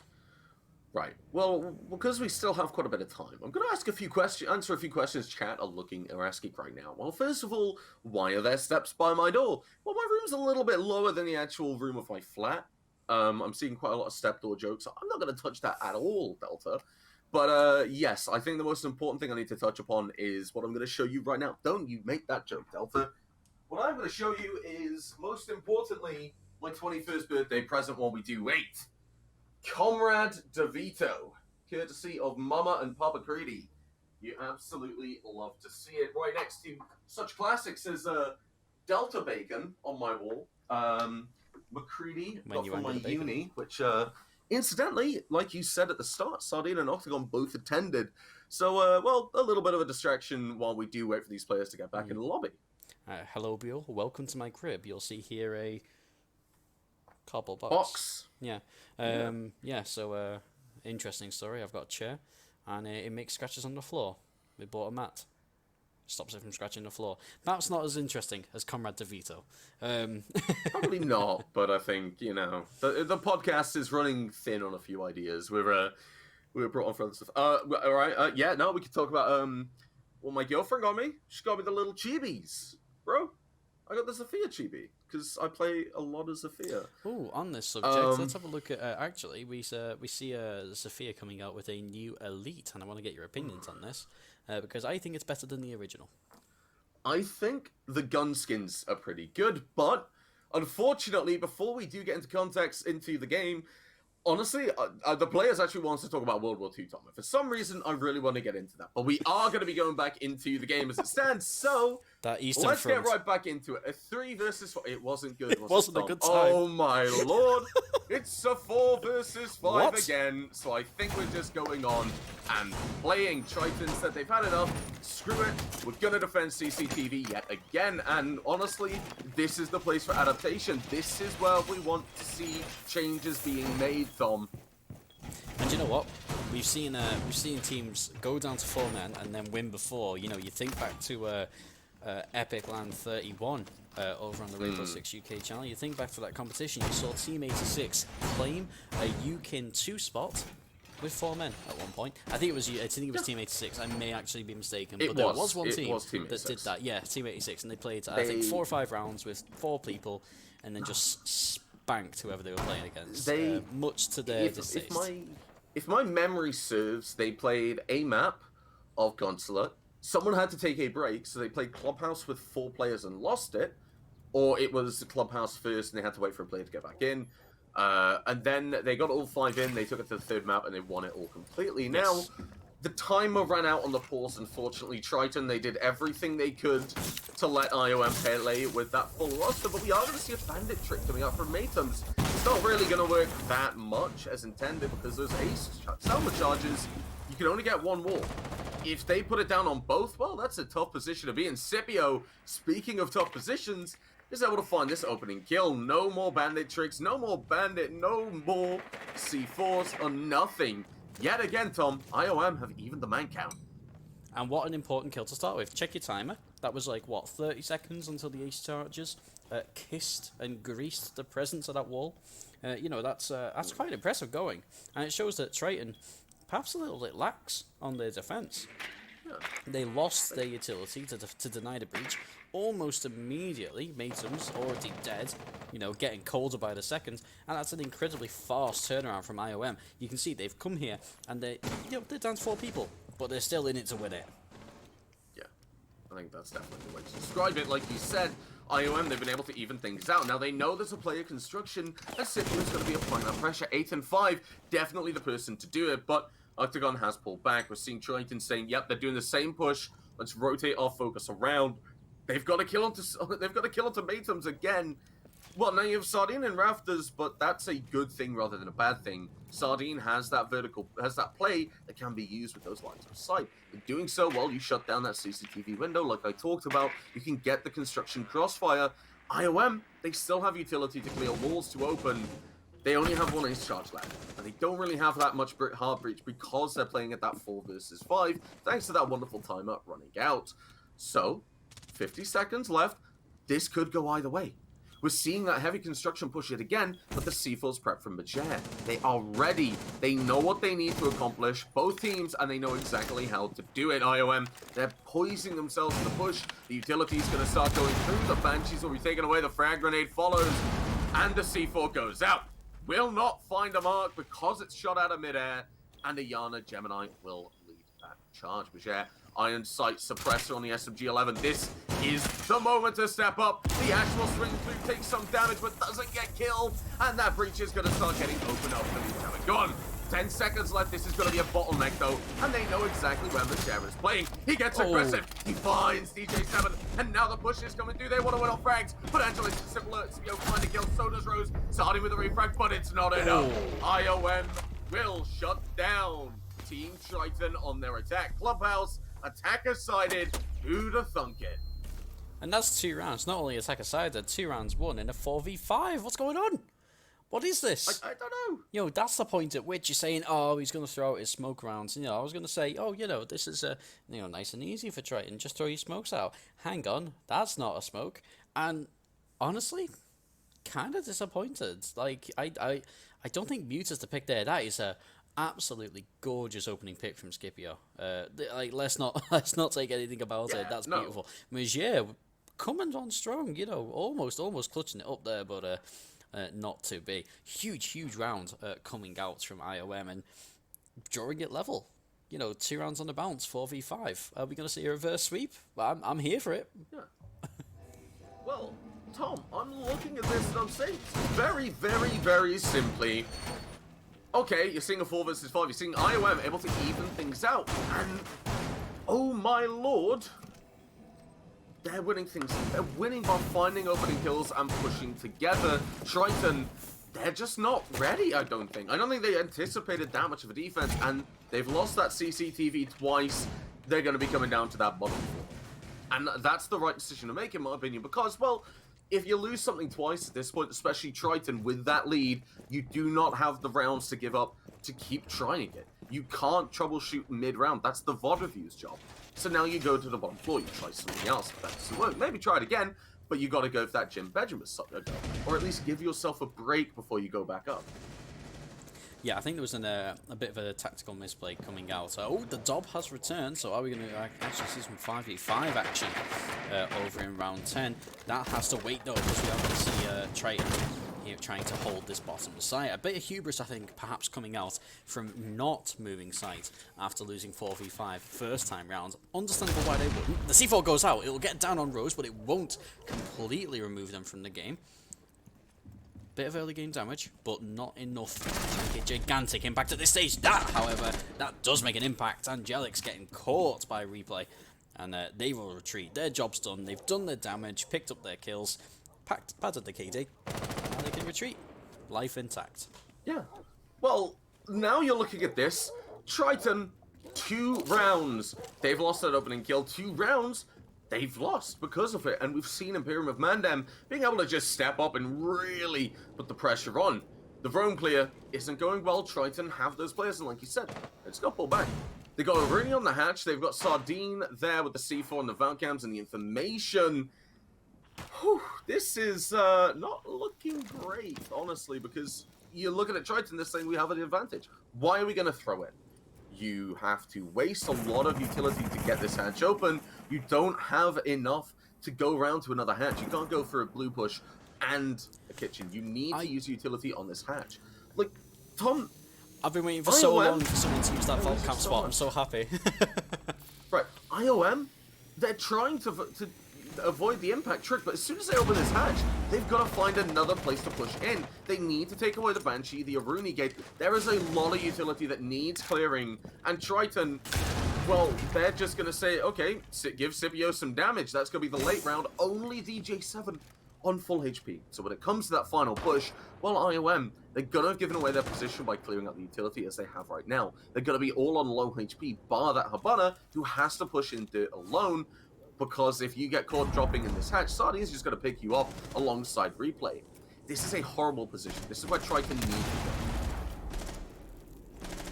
Yeah, Triton, they're just holding their angles. They're just quite content to stay where they are for now. We're seeing IOM starting to signpost their presence over there. Magia. Stop it. Taking Scipio out after that bit of damage earlier. Coming out from another C4. Not Scipio's day for avoiding the throwables, but that's going to make it even tougher. Boys, you've close to 4v5. Let's see how you do with a 2v5, shall we? Why don't you talk to me like that, Tom? Yikes. But Replay will find a kill to DJ7, and Rose pushes through. And Magia, well, that was just a formality with the time, the C4, the diffuser being somewhere else. Well, that just wasn't a great position to be in now. Now that Dobbs is actually back, I believe he might have DC'd again, having a lot of issues with the game crashing at the moment. You have to feel really bad for Imperium of Mandem, purely because, Tom, well, every single attacking round has been 4v5. They've won it, granted, but there's a lot of momentum that can come out at this point. Now, Scipio, looking at that, trying to go for the refrag. Well, Replay just stepped up. There's not much else you can really say. You lost Angelix early on. You lost a lot of utility trying to open your advance onto site. The C4's coming out. The position of Triton. This is what we saw in the attack. They were able to dismantle the attack before they even got a single advantage on the board. Now, they're 1 round away from guaranteeing overtime. But honestly, I'm going to hedge my bets as we return to CCTV. And Imperium of Mandem can bring this back. Yeah, so finally, 3 rounds later, we're back to a full stack v stack. The round where he disconnected, and then 2 rounds after that. So nice to be back at a full competitive strength. And who'd have expected we'd be at this point? It could very easily have been match point or game over at this stage. But IOM, they dug deep. And here they are. But don't take anything away from Triton. They just won that last round. You know, Angelic's perhaps getting a little bit overzealous, a little bit greedy, pushing in to try and free up his teammates for an entry into that blue area, but unable to actually get past replay. The thing that strikes me is that none of the players are really having a bad game. That's one of the things that really strikes out at me. And Dob, perhaps, you know, yeah, it'll have been frustrating, but they were getting a bit aggressive maybe in the early stages of the game. Now they've had a chance to reset themselves. You know, how would they have approached this, you know, this breaking gameplay? Will they be like raring to go? Will they be eager, perhaps making a few mistakes? Or will they take it as a chance to reset themselves? You know, come back to the calm gameplay that they need? That remains to be seen. Well, Tom, you see, the biggest change that I see with having the Dob back is, well, now you've got two hobbies. Yes. We saw that Scipio, Rose, and Angelix wanted to stick to this role rather than sacrifice that utility destruction, because Rose has 3 pieces of the destruction, as does Scipio. Rose has 2 frag grenades and that gun 6. Scipio has those breaching charges and a claymore. Angelix, this witch drone, can clear a lot of utilities, so there is some method in the madness of that setup, but now that you have an ace on the board as well, well, now you can just shut everything down. Yet again, we need to see Imperial of Mandam. Scipio, you've got to go below. You've got to get this utility off the wall. DJ7, though, is able to get at least one wall open, and it's actually the opposite one to what we saw before. Namajer looking to get very, very aggressive, wanted to keep control of construction. This is the adaptation that we need to see, Tom. Because this is where they're saying, right, they push construction a lot. We're going to take control of it. We're going to hold it and make sure that they can't, which is definitely a much-needed change in their setup. The joining from IOM will come out, but nothing really going to land right now as we see the attackers wanting to make sure the positioning is just perfect before they move in. You've got players looking to take construction, the CCTV window, the breach players, they're ready. This is where IOM really have the opportunity to position themselves for a great round, and Scipio's going to start things off with a kill onto Majer. Yeah, big kill, Majer, you know, really popping off, especially with that deadly secondary in their hands recently, so very good to get them off the board. Establishes that control on the other side of the building. But again, one of the things that strikes me, they're full stacking it. They full stacked it every time on this site, and they have won every time on this site. And Triton, in this scenario, when they are full stacking through a construction push, Triton should be winning these rounds. They are not. And the intel hasn't even gone out yet because you're still seeing replay down there in blue. You know, you're still seeing Sardine playing over on rafters. At this stage, you know, it's not a lot of, not a lot of guns facing towards this enemy side. Scipio there, go for a rotate. Possibly looking to get into the CCTV room as the gunfire keeps ringing out. The utility getting drained. What I'm seeing right now is Octagon trying, but getting naded out of that cache area. The push is going to come through. Maytems and Angelix will each find a kill. Scipio with another one. It's down to Replay yet again for this refrag, but DJ7 will kill themselves. Now, Replay doesn't have that C4, but has time to work with. Very quick on the retake. We'll find Scipio has control of the diffuser, but now the post plant, that's what you need to deal with. They know a player's on that rotate, and IOM will pick up another round with 5 players and keep things level. What I need to say right now is exactly what you said. Ooh. We're not seeing adaptation. We're seeing Triton, a player down, and Replay still wants to stay down in blue. Replay doesn't want to go for a flank. That doesn't want to try and just stop this plant going down. If you're going to have a player there for the post plant, for the retake, commit to it. Drop Sardine down and get ready to push together rather than having half your team defending the site, half your team off of it, because that's where we're seeing IOM just pushing through. This is a thing. This is a pitfall that we've seen multiple times now, Tom. Oh, and welcome back to the game, Dob. Lovely shot to re-announce your return. What a lovely clean shot. But yeah, like there was so many good moments coming out from attack. You know, from Imperium of Mandem in that round. So many big moments. You know, that grenade that cleared out Octagon comprehensively. You know, that push onto site and Triton. Huge strategic misplays in playing, you know, a 5-stack off of site. You know, with only 2 people remaining. But it's, you know, it's a bit disappointing, really, given that they started so strongly and they have really allowed IOM to come back into it. Take nothing away from the boys in blue over there. You know, they have earned their place in round 11. You know, 5 versus 5 in rounds. But I can't help but feel a little bit perturbed at Triton that they were a player up, and they were already winning the numerical advantage with their frags, and they've lost something. I think Luke going a player down, it had exactly the effect I described. It had the effect of revving your engines, apparently. I do apologise for the sound issues. Don't live on a main road in Nottingham City Centre if ever you get the opportunity to. But I'm gonna yeah, take it's one this of those opportunity things. to say don't live in Nottingham, but well, you know, what can you do? I mean, you've already made the mistake. You're all signed in, contracted Committed. and such. Yeah, you committed to the bit now. You might as well stick it out. But like you were saying, this is indicative of wider issues for Triton. Exactly. Big frag coming out from Rose. Hopefully they're going to start recapturing their form, and again taking out Maytums. Maytums falling a lot more frequently nowadays.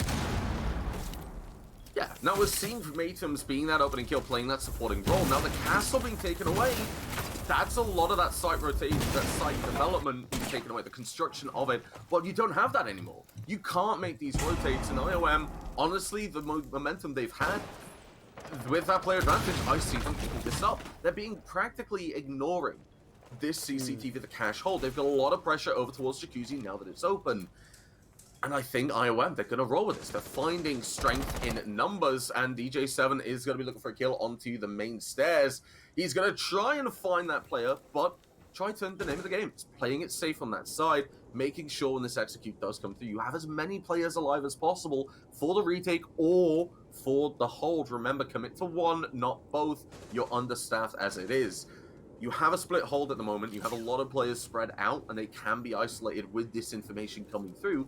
Angelix with the iron sights, a little cursed fact for you. If you take a look at that little sight picture at the moment, well, it says ooh.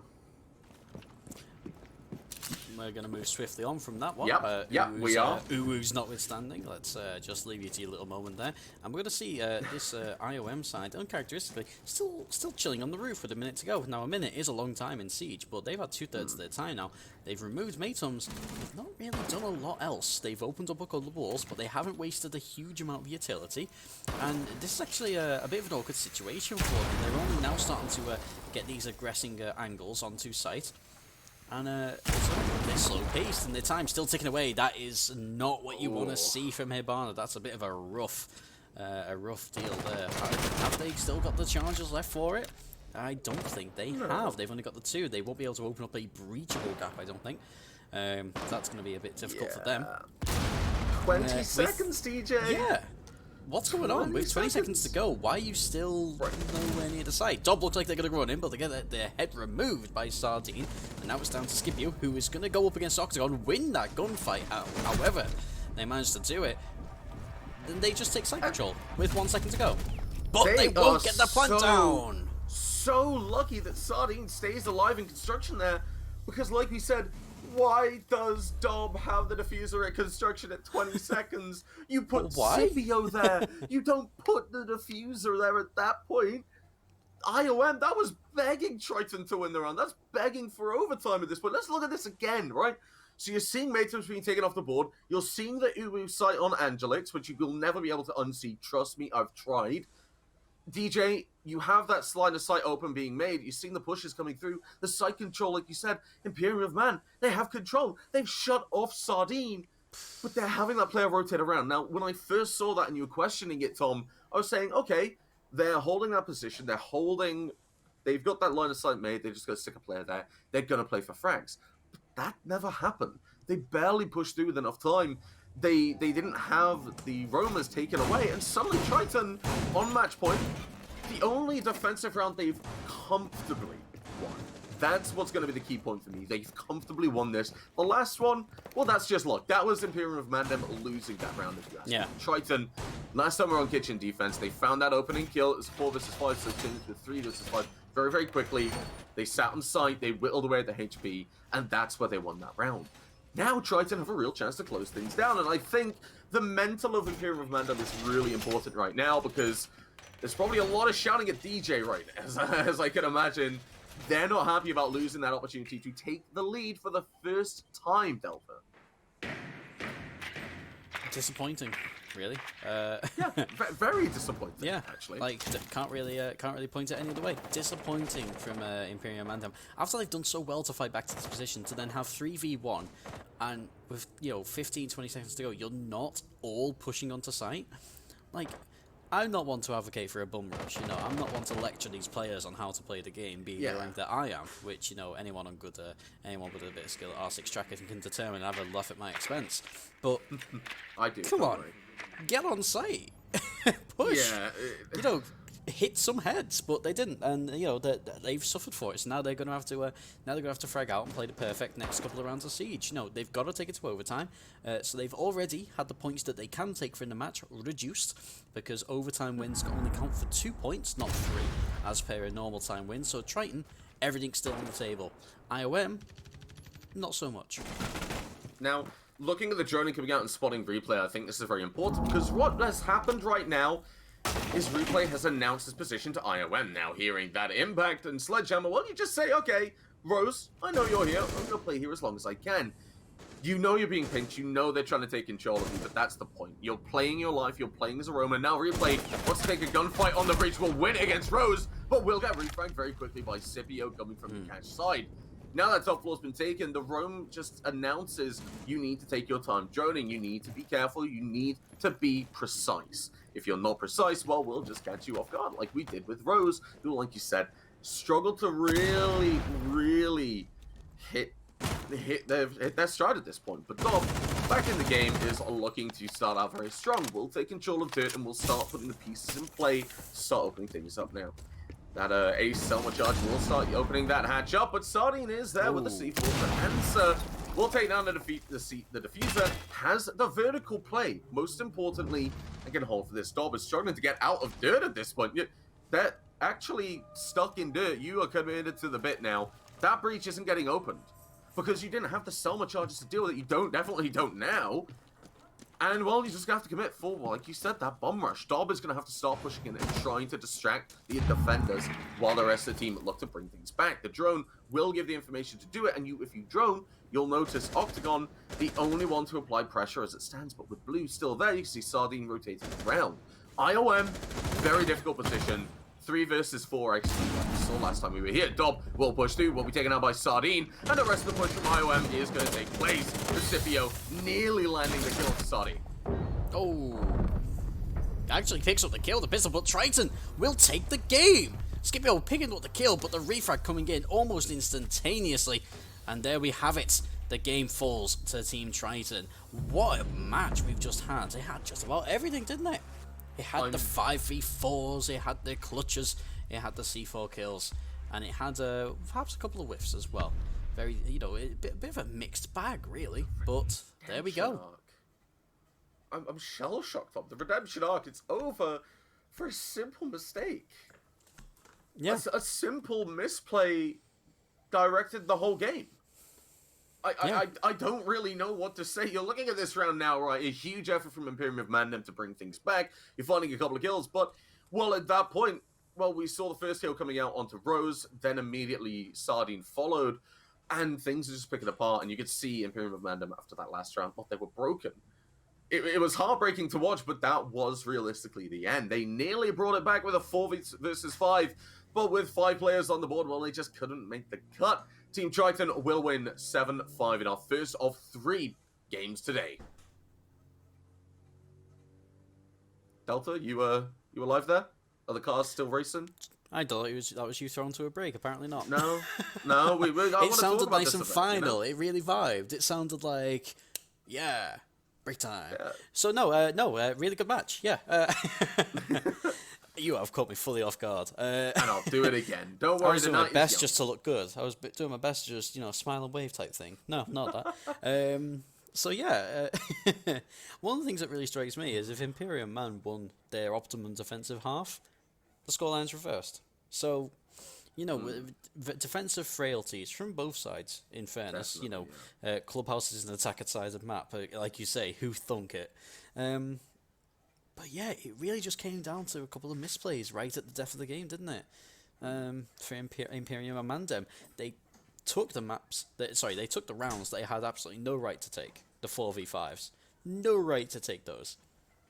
But then they allowed Team Triton just to creep their way back into the game slowly but surely, and they eventually seal it out with match point, and they take a 3-point victory, which they'll be happy to have not gone to overtime. Yeah, I think Imperium of Mandam definitely a bit shaken as it stands. Now, don't correct me if I'm wrong. Imperium of Mandam currently at the top of the leaderboard as it currently stands. I will just get that confirmed right now in the Well, group stage. after Yes, that map though, knocked down. they're not anymore. They're the second. Nope. Definitely feeling robbed. Definitely probably going to feel vengeful coming into the next week. But that is that game done for now. And like you said, I am going to throw it to a break, Tom, because next up we've still got a great game coming up. The Froggers will be facing Coconut Cracked. And I'm looking so much forward to it. So we will be back very shortly. Grab a drink, grab a sandwich, grab a snack, but don't click off this screen. Watch this space. We'll be right back. Break time.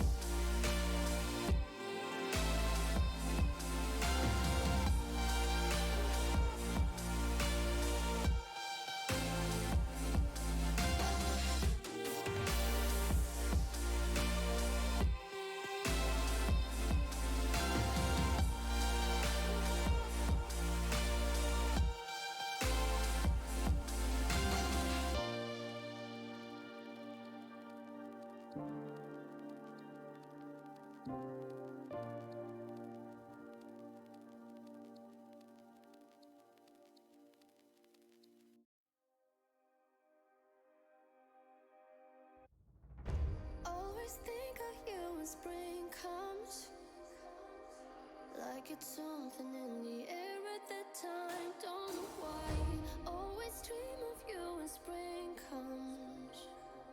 It's like the heat on my skin takes me back to the time met you on a Friday, halfway out at the door of the club, playing soul on the weekends.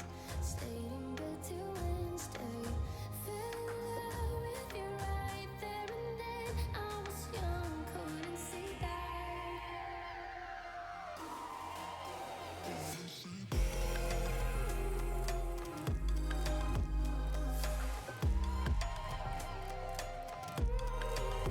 Couldn't see that.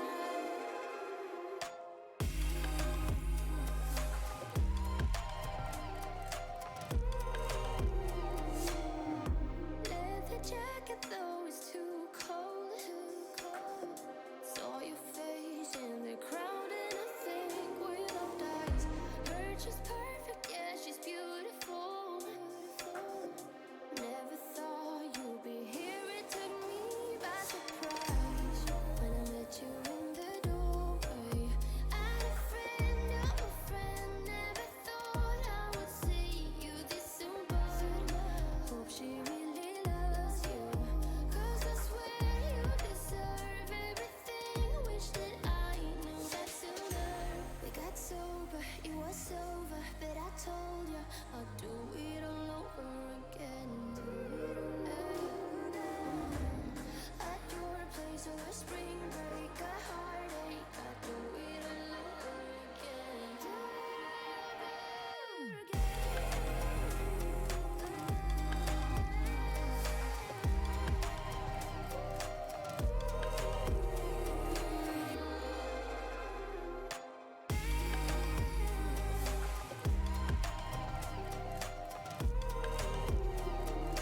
Tell me a lie, and I tell you too. I say that I'm happy for the two of you. You wanna be friends, but I don't think I can. But I wanna be happy, happy for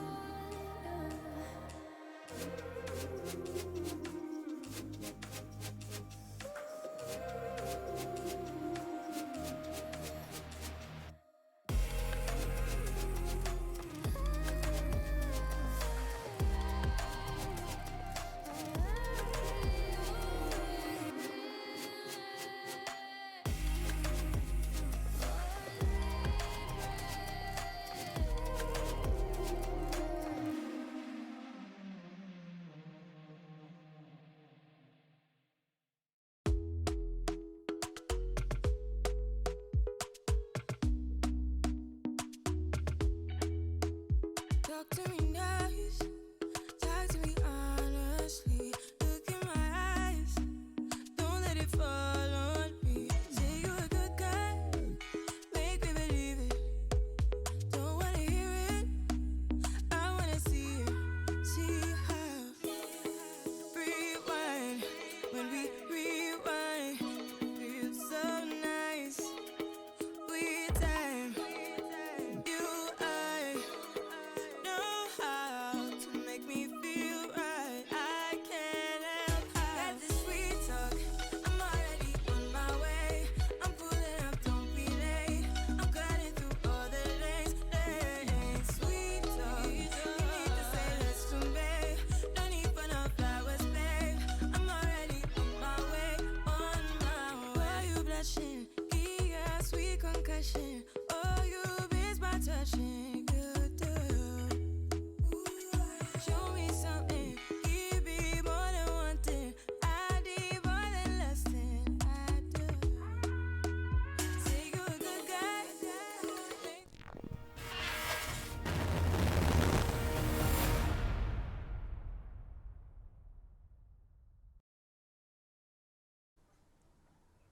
Hello, welcome back to the action, and you're through to me, Delta Bacon, and you'll be happy to know that we've gotten rid of McCready, taken our back, put a screen around, and in his place, Comrade DeVito. Comrade DeVito, it's lovely to meet you. Psych, dude. Ah, back. well, man can dream. That's it. Yeah, I'm you out. really can. Yeah. All right. Bye-bye. Have a good one. It's been a pleasure. But welcome back to the Badass University All-Stars Week 2, Playday 1. It's been a lot of fun. We watched Team Triton and Imperium of Man going up against each other, and what felt like a dominant game coming in from one side to the other side, back to the other. Well, I'm very excited for that. It was a great game to watch, a great game to cast. But, Tom, we're not done. We still have 2 more games to go. And the next one's going to be Froggers going up against Coconut Cracked. Which I said right. Yeah. Oh, well, Coconut Cracked is what's on the roster sheet, so we'll disagree with this about this for a while. That drag race will not stop outside, will it? It just won't stop. But yeah, we've got two quite good rosters. Shock. We're in Badass University All Stars, and we've got good rosters. Yeah. Get used to it. We've got Coconut Cracked, as I'm going to refer to them, because I haven't got the inclination to go for the full name. Easy, yeah. I think cracked. Hey, that's going to roll off the tongue later. Watch out for that voice note later. But yeah, we've got Coconut Cracked coming up. We've got the Sulphur player Orca coming in from a rather tasty 15-10 last week. Nice and spicy, but couldn't stave off a first round loss to the Chimp Hunters. Very unfortunate for them. But then we look at the Froggers, and we've got my beloved Liverpool Arctic Foxes. No one from Trent in these two teams, so no one's perfect. But there we go. Two huge players from Liverpool. They also didn't do too well last week in round 1, getting beaten. However, those 2 Liverpool players in particular, they've just come off the back of not only a huge, and I mean huge, gigantic victory over Swansea Storm Green in NSE last week. They've also come in off the back of winning the Welsh Masters against who was it again, the Greedy? Who did they beat on the way to the final? Well, to get to the final, they beat myself up. That's a point I wanted to bring out. Reversed.PRZ from the Power Rangers T4 team. Well, a very talented player who I can vouch for completely alongside Murph as well. Played up against them. They really performed very, very well. Vulcanoid being added to that roster. She likes to take that supporting role, that more flex role, essentially. And I think that can fill in the gaps very, very nicely, because the Liverpool players in that roster, well, they've got the talent, they've got the skill, they've got what they need. And I'm very excited to see how they go through. Yeah, the synergy's going to be there. They're from the same uni. On the flip side, though, it feels like I've got a personal stake in every single game. And I want to point out Tulloch, currently in Glasgow Caledonian University. Well, I think I might have got it wrong. Do not quote me on that. But what I know for certain is that he's also a caster. He's also somebody that I've worked with in a couple of other leagues, so I'm very pleased to see him, and I'm very pleased to be casting him as well. Now, Orca, like you did point out, very strong player in last week, really stepped up and did a lot of the legwork frag-wise for her team. She's been in this, just as Vulcanoid, from the very start. She has been able to perform very nicely on Steel Team Center, and I'm very excited to see how a new team can really give her that platform to stand above the rest, because, like we said, well, she really did step up. But we're going to have to move on because we're running out of time before we do get into the games. Let's take a look at these map bans as they stand. Tom, what are we thinking? How are we feeling like this is going to go? Well, again, apologise for the audio. Again, Nottingham City Centre, there's cars, they're loud. But yeah, That's this not map, the prediction we need. it's going to be interesting because we're going to see these two teams. We're going to see the Coconut. They like to be very dynamic in how they approach a roster. They like to be in how they approach a map. Rather, they're very adaptive in their strategy. So we're going to look for perhaps maps that have more of a rotation to them. We're noticing Coastline. I know you love a good Coastline battle. I do. But we're waiting for Coastline to come up in those bands. Hopefully, I want a Coastline. I haven't casted Coastline in quite a while. But there it is. We're going to see it banned out, and we're going to go back to Old Faithful. Ever since it came back into the roster, Old Faithful, Oregon. Now, as we do look at getting into this game, Tom, I do want to point out this is arguably one of the I think it's the only time we could possibly see Oregon today. So we are going to be heading there now. Frogger is going to be taking the defensive side first. They're going to be wanting to stick it tight. They want to hold this position. They want to win things out. Now, this is where, like we said, when Froggers were playing up against me, well, this is where they really excelled. This is where they really stepped up on the Oregon side. On their defensive, they performed very strongly. And the same can be said for their attacking. There's a lot of work that's gone behind it. Whereas Coconut Cracked, they've got a lot of fragging potential, and I think that's why that ban came through. Ash being taken away, well, Orca's dropping the sad face. If you want to kind of neuter any team that Orca's on, well, you take away the Ash. She takes that anti-frag roll and she excels. She knows how to work. Now, there are a few things that can catch her off guard, like the inclusion of a Capcan or a Legion to slow her down, but that's not going to be a problem now. She's not going to be on that roll. Jackal being taken away, and Tom is two very distinct attacking operators we talked about in the last game that are still on the board here. Oh, I don't know. There's a certain Yorkshireman who's still on the board. You still have Castle and Lion on the board, Tom. Yeah, both of which are famously from Yorkshire. Yes, exactly. There you go. Lion, the famous Yorkshireman. But yeah, no, we are noticing also Thatcher, but who cares? It's only Thatcher, he's not that powerful. Seeing Myra and Valkyrie coming back in as well, you know, as the bands, so we're going to be losing out on that mirror goodness and that active intelligence coming out. But, you know, some interesting bands. We're not seeing much in the way of breach denial or anything like that, so we expect a very open-ended game, these holes to get opened up very, very quickly, and it's going to be devolving into that frag fest. Can they deny these breaches? Not easily. Bandit, they're going to have to split their time, especially on this top site, between holding attic, which is difficult because you got a window pointing at you, and holding that bedroom site, and I think it's going to come more to frags than it is to actual barricades in terms of actually reinforcing and preventing these walls from getting breached.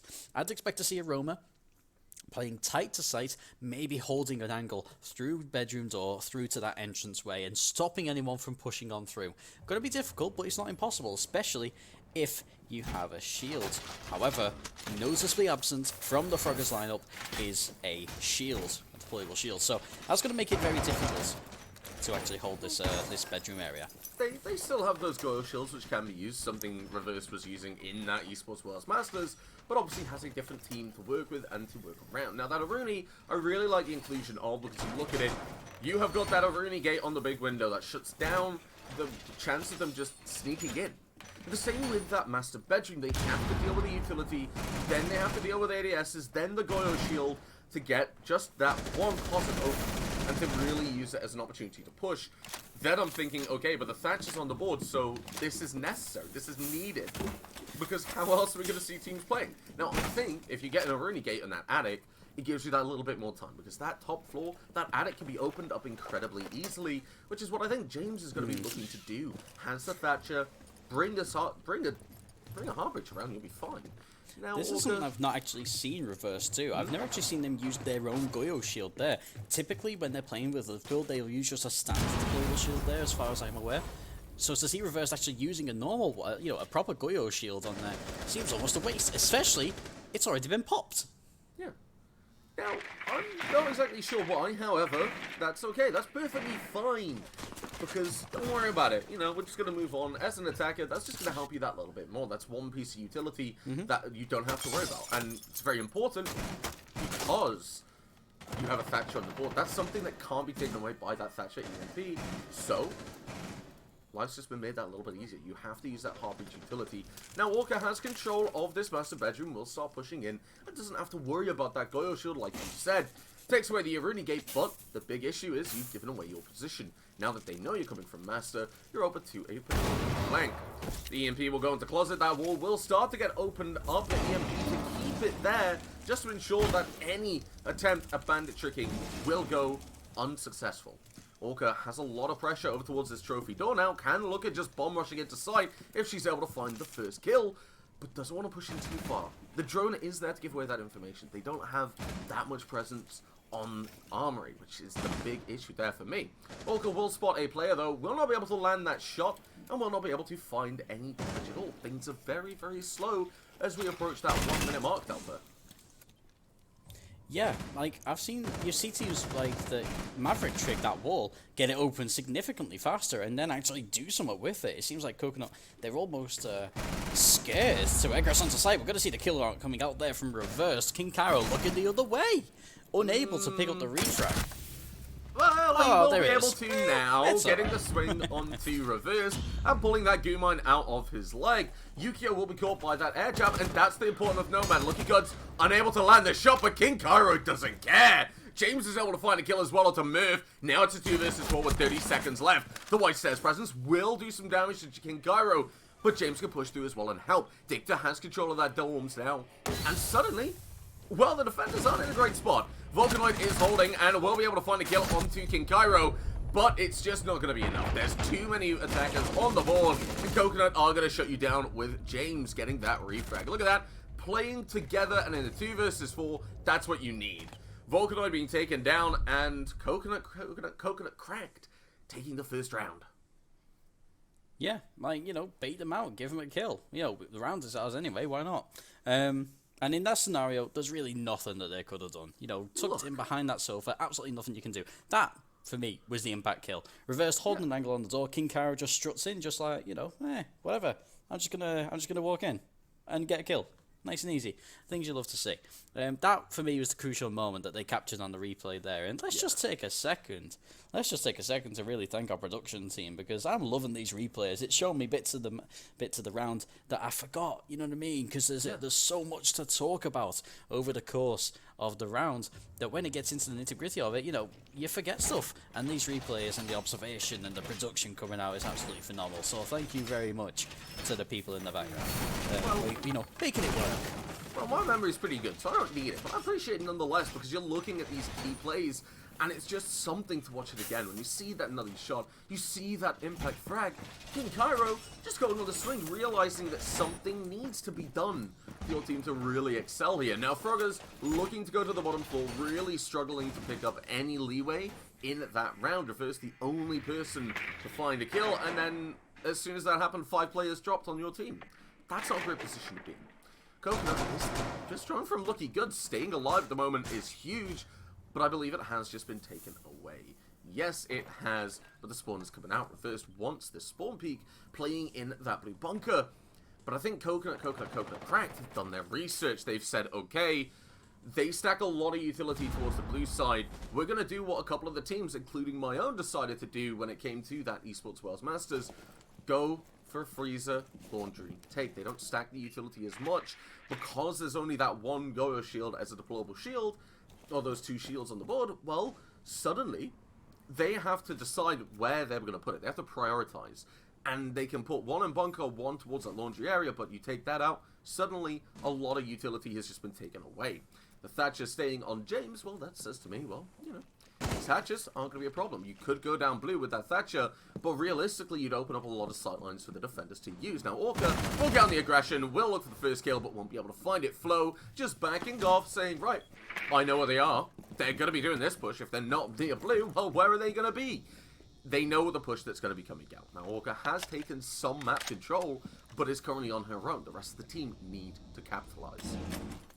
This is a horrible angle to try and actually aggress through, because you're turning around from those stairs. You can't approach it from any other angle, but Orca, it doesn't matter. She's going to take reverse clean out. A lovely headshot, and that's the danger. The communication perhaps wasn't quite there from the Froggers, and that's caused reverse, this prominent, prolific fragger, to be removed very early on in the attack. We say prominent, prolific fragger with 1 kill, and I think that goes to show how Coconut Cracked have been playing. It's been very tight. It's been very, very measured in how they go for the push. And you can see 3 players are moving into freeze. That Thatcher with those 3 AMPs is going to be leading the charge. But Murphy is going to put a kill onto the board and find that frag onto Dicta. Flow's able to find one of their own. Orca and Yukio will both take damage. But right now, you're seeing Coconut Cracked. They're starting to stall out. Orca doesn't have much that she can do at the moment, so it's all down to King Cairo and onto Lucky Goods to make this happen. They're going to start pushing down Freezer, getting these in control of these lines of sight, but it's still a huge choke point that they're in. They don't have a rotate, they don't have a nomad now, then Lucky Goods is going to be taken away, and Froggers, they're looking very comfortable. There, the intel's going to go off there. That's the information given out. She's trying to pull that out from her leg, and she's going to get down for her trouble, leaving it in a 1v1 over that line. You know, obviously, if they had missed that, there's more players to throw at them in Freezer. So, you know, just take the shots, take the risk, pick up the kill. Lovely stuff, and a very well executed defense coming out from the Froggers after losing reverse very early on. You know, and we can't understate just how important that is. You know, reverse, extremely strong player, able to, you know, really turn a team's fortunes around. We've seen it before. You've experienced it, much to your displeasure, Creedy. Tom, that is. It took me 7 rounds to get a kill. 7. Oh, 7 rounds. I ain't gonna lie. My That's a bit team were on shocking, mate. 6-1, and I finally got a kill. But it was a triple, so... Oh, no, I saw that. It was very, very nice. Fraser shouted about me. He was proud. I was shouting about you. Just, I was obviously not there. But it was nice to see. And I noticed. You noticed, yeah. But, you know just how important a player reversed can be and just what an impact they can have. You know, absolutely incredible injury for everyone. You know, just the skill with this vector in particular is not something to be sniffed at all. But you know, let's look at the rest of the roster. You have got such strong players that they have this almost defensive depth to the Froggers. Coconut probably should have won that one, but you know, there it was. They just started dropping one by one. Froggers, they can consolidate, hold on to their sight lines, and to be like, right, you know, the round's yours to take. Come and have it. Tom, you say that Coconut should have won that round. I have to disagree. Yeah, they found the opening frag, but they stalled out quite a bit when it came to these choke points, and that's not something That's exactly that it. happened. They were stuck in freezer, and Murph was able to pick up 3 kills just from that little cupboard in laundry. Now, they're going to be defending on Kid's bedroom. They can't do that again in the same way. But what they do have the opportunity for is these roamers. They keep these late round players alive, and there's a lot of opportunities there. Now, Orca, again, on this balcony, will be looking to get control and start opening things up. James is there with that EMP, will be able to just get the wall open. If you can do that, suddenly you get that sight line. You start flooding into sight. And Gyro holding the flank, looking for a run out the diffuser, as Science is pointing out right now, is on that floor. But right now, that doesn't really matter. What matters is that wall has still got the bandit chunks on.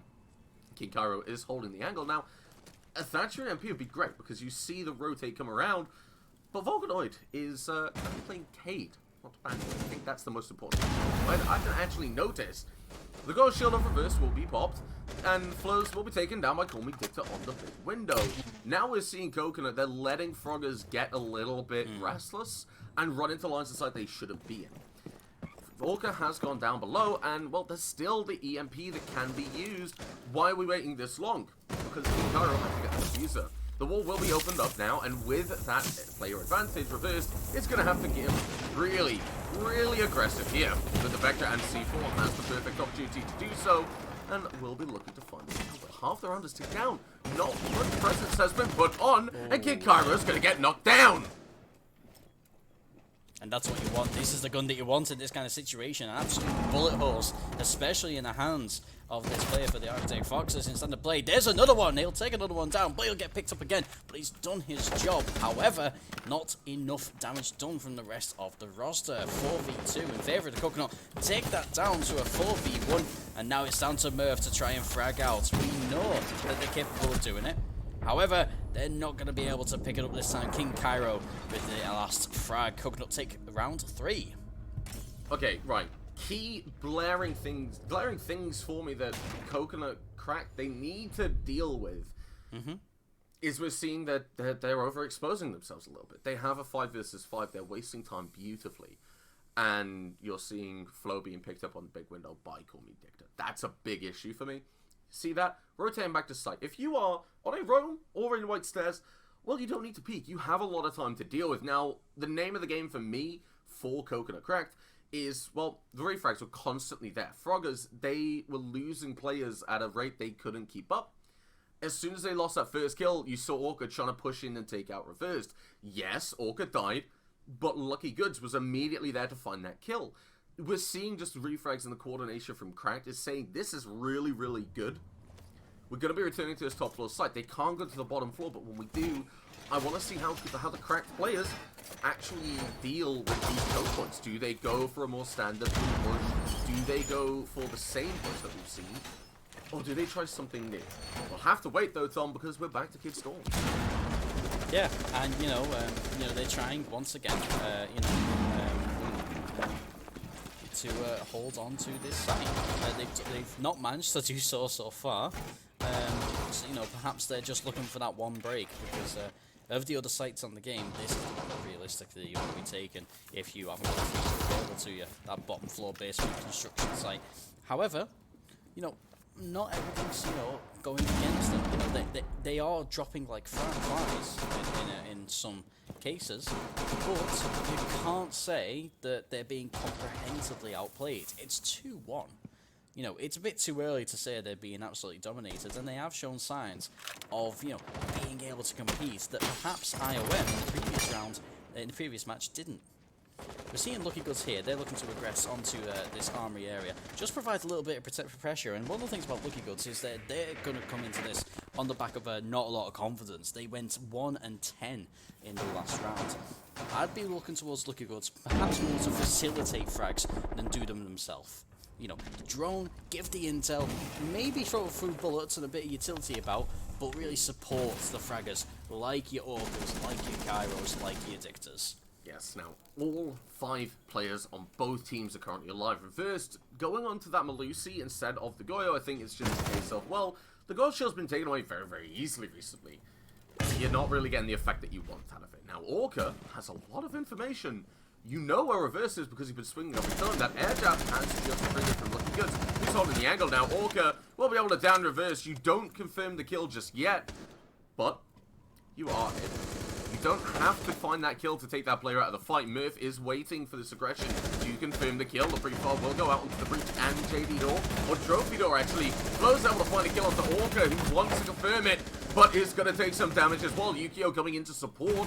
Right now, Froggers, they're completely distracted and push in through that big window. You shut everything down right now. Call me Dicta. Where are you? Where are you positioning yourself? Murph's able to find a kill, but Reverse will bleed out before the revive can come out, keeping that one-player advantage in favor of Froggers. Volcanoid is on the roam. The default's still there. Lucky Goods doesn't know and will fall. Things are falling apart for the Coconuts. And Call Me Dicta will jump in, but Yukio's attention has been changed.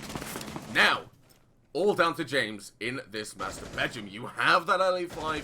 You have the opportunity to do something with 45 seconds as long as they get aggressive. Now, you're not able to, though. Volcanoid coming out, an incredible flank. Honestly, that's the key point in the round where I say that's where we saw the Coconuts win it out.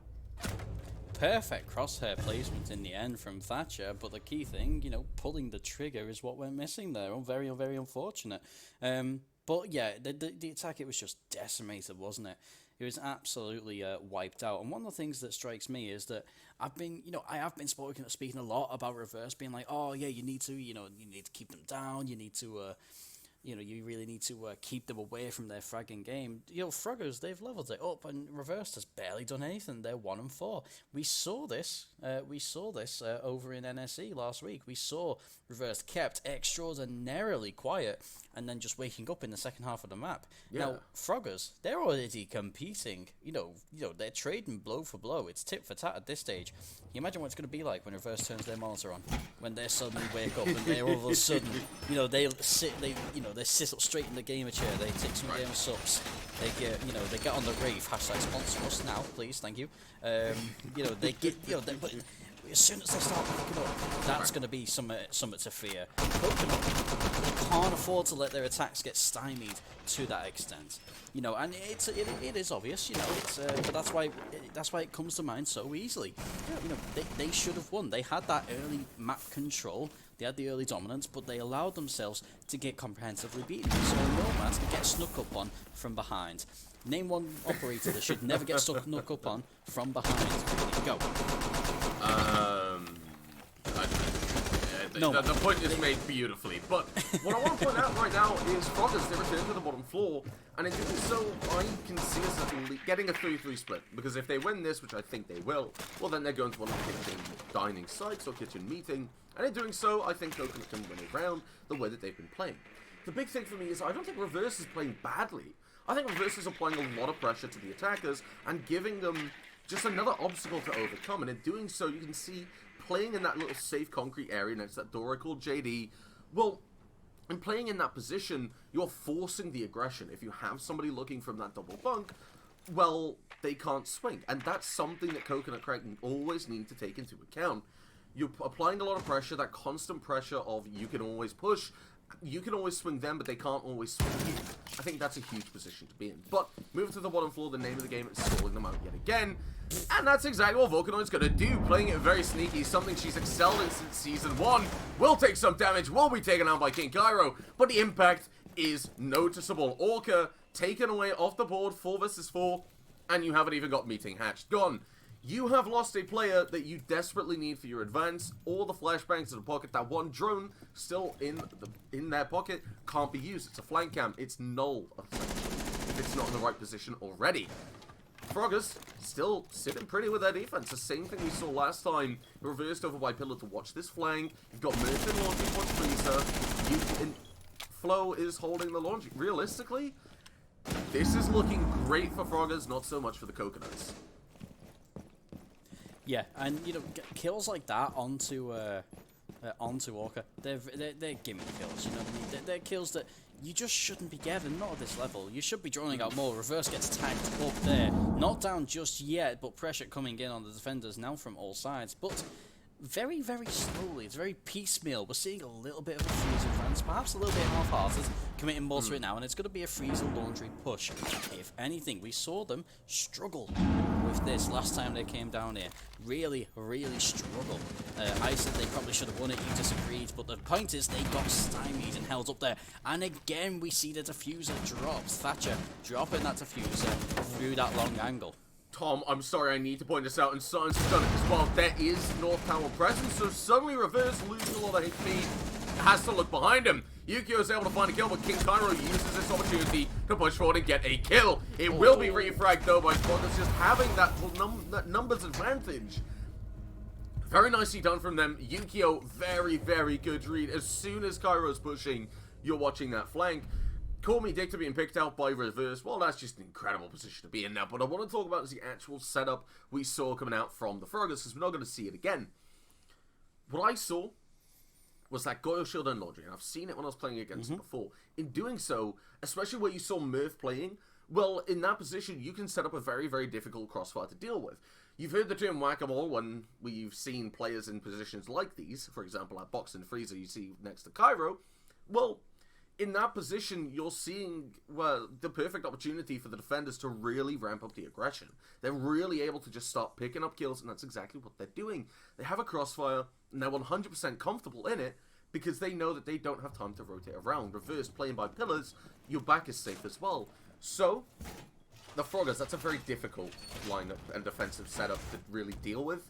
We're not going to see how, if Coconut Crack can deal with it, because we're going to be heading to Kitchen Meeting.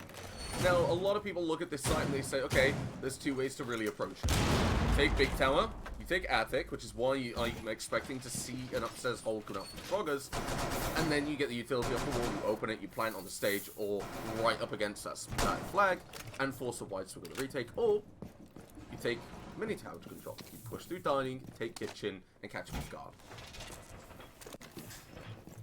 A lot of ways that they can approach this. Ultimately, it's got to come down to a pinch. You know, that's one of the beauty of Oregon. It's like one of those, you know, it's one of those maps where everything, you've got to have a coordinated presence on more than one angle. You can't just full push, because there's a lot of choke points and funnels.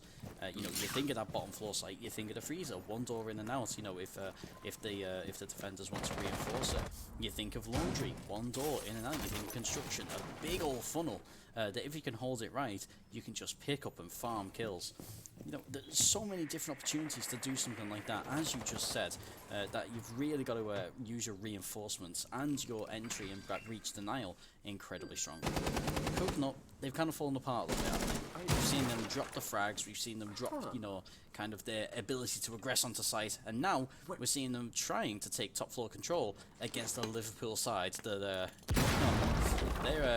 they're used to holding this. I'm really sorry, but I've worked out what, like, Cairo's already taken some damage. Repelling on that kid's side wall, you can see that single panel right next to Murph. It was reinforced, as we will see Orc being able to find a kill, pushing in to push out Murph at this point. But that actually did damage when he repelled. Somehow, the electricity got him. Now, it was taken away by the frag grenade, which did some damage to Reverse, but didn't do enough. Now, Orca is able to find a kill, but the refrag is immediately there. James actually will be the one to confirm on the flow. Murph is currently down, will drop, and will have the opportunity to be revived. But Froggers, They need to retake control of this site. They're spread way too thin, and they're not going to realize it. That's because Dicta is playing the stage. Look for the retake. Volcanoid wants this top floor control, wants to catch them off guard, and like you said, well, there's a Nomad on the board. If Volcanoid can get away with this, well, there's a real big issue for Coconut. And that's going to be Yukio at the moment, finding one kill. The kill onto Merv is going to be confirmed. James is able to find another one. Now Volcanoid has to secure that 3-4-2 split.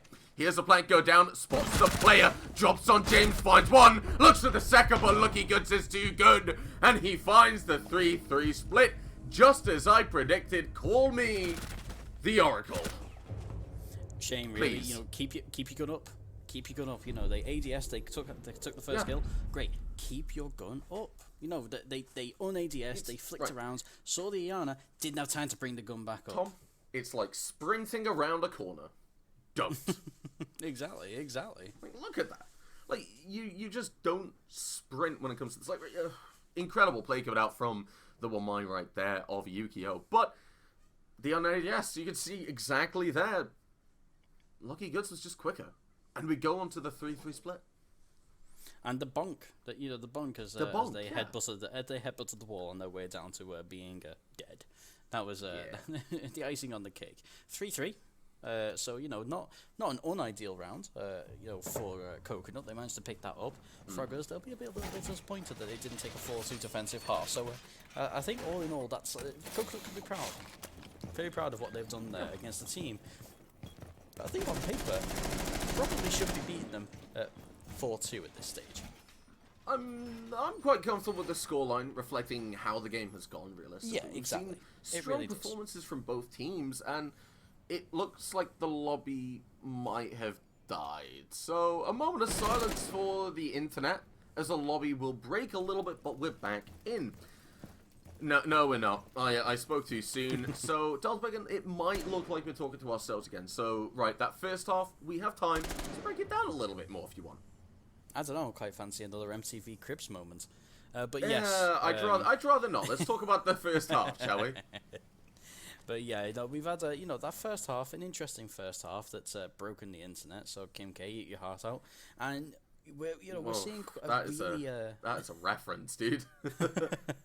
And pop culture. Am I still cool? Am I still relevant? I think so. But you know, we have seen a defensive half. Perhaps the Froggers will be a bit disappointed in. They 4-2. That's your holy grail. That's the number that you aim for, if not aspire to beat. And they didn't. You know, they were kept quite quiet in the end.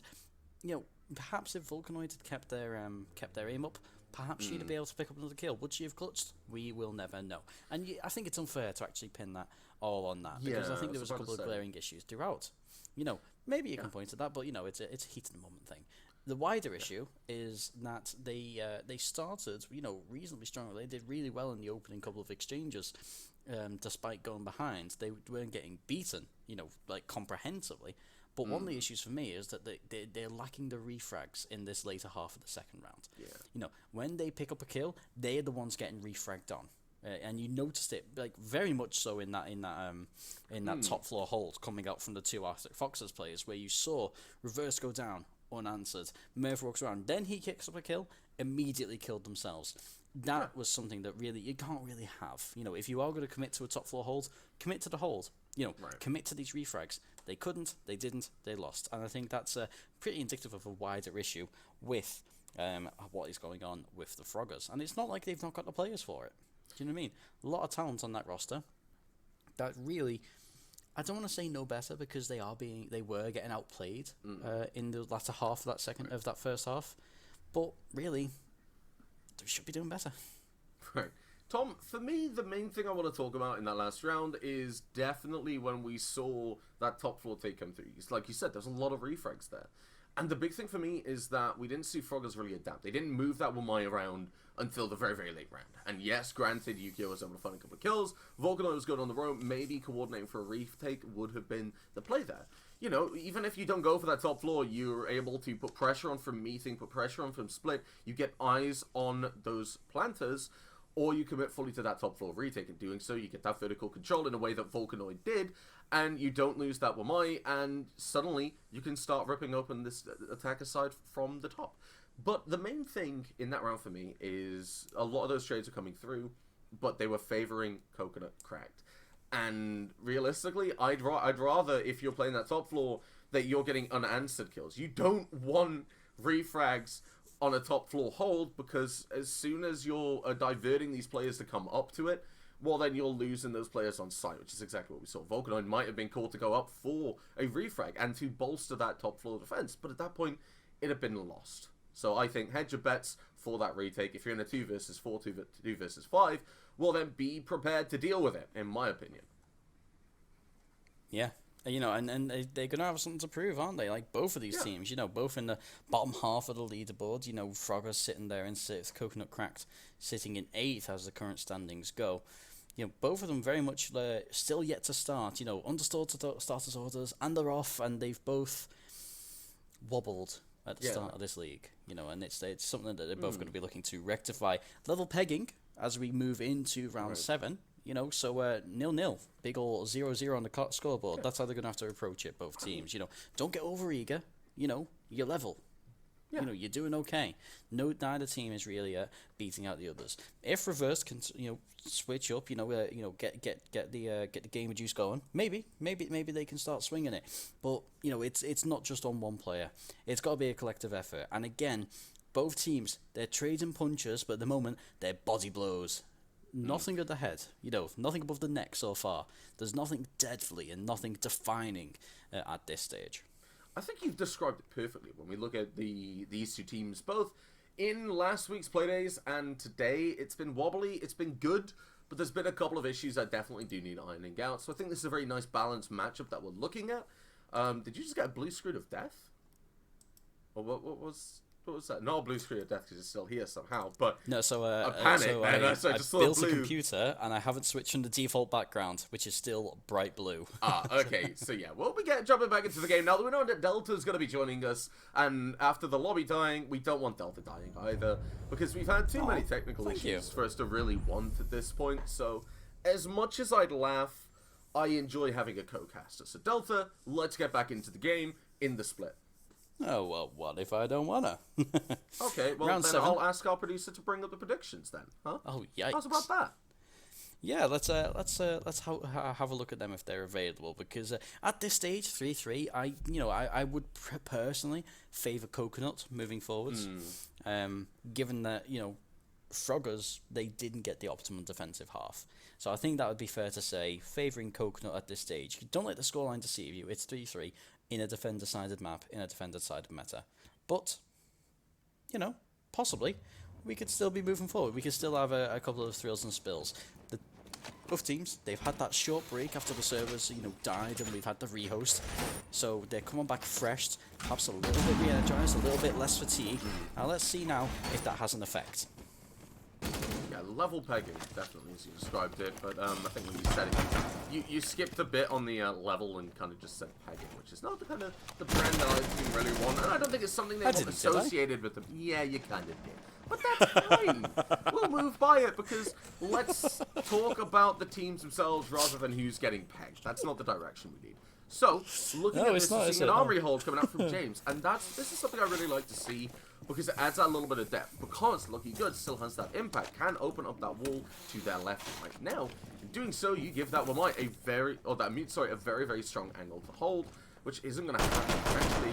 I think we're not going to see an armory hold, rather just the mute jammers in there, putting the pressure and really making life difficult for the attackers to get this information. And that's something I really like to see. It's thinking outside the box to deal with the attackers. And, well, with the Capcan traps, I think that's a huge part of it. They're trying to slow them down and shut down this ability to move through. And I think the best thing I want to see, Tom, is if they bring in a Nook to deal with the Capcan, or proximity mines that might be brought out. That'd be interesting, but like I say, I think the big utility of Capcan in today's meta is intel. But then, you know, as well, if we see one getting forgotten, then that takes them off boards. But speaking of Capcan, they'll get removed. Reverse picks up the first kill of the rehost over onto Capcan. 1F in chat for Fishmish. Yes, Fishmish, as Mish does enjoy that Capcan, but not as much as Reverse does right now, being able to find that first kill. Will be taken away by Gyro, able to get another kill to even things out and just say, right, we're at level pegging, as you so gratefully described it, Tom. But Froggers, they're kind of stalling out. They have that trophy control, but they don't have it. Big tower, big window, and now Murph has just been taken down to half HP with these Capcan traps. The pure danger of them in the fact that the defenders now know, well, they're still in that trophy area. They're still going to come from there, so we need to deal with that. They're also a little bit lower on HP mode. And your entry fragger of Murph, you don't want to be on half HP. Suddenly, with reverse being dead, someone else needs to pick up a diffuser. You don't have many options for who's going to be leading the charge. Although Yukio is going to be watching that flank very nicely with that Thatcher L85 and finds Courtney Victor. Frogger's in a very nice position, getting ready for this execute, but the key crossfires are still in place. Orca and James can cover this hole. They can cover this hole, and well, you can just bring Cairo over to whichever side needs more help. They've got the pinch on, they're picking up a couple of shots, but they're not doing that lethal bit of damage that they really crucially need to get to crack this site wide open. We're not seeing the swing coming out, we're seeing James here on, you know, still most of his health. There it is, there's the kill, and that'll be the go button for this Frogger side. Now they can start pushing, aggressing onto site, because those angles have been disrupted. And you see there, Thatcher leading the charge. Yukio picks up a third. The plant will go down, but it won't matter. Yukio picks up a fourth. Very, very well played from the Froggers there. That's what you want to see. Moving into your attack on Oregon, we're seeing very coordinated, very, very structured pushes. They're moving together. They're constantly there for the refrags.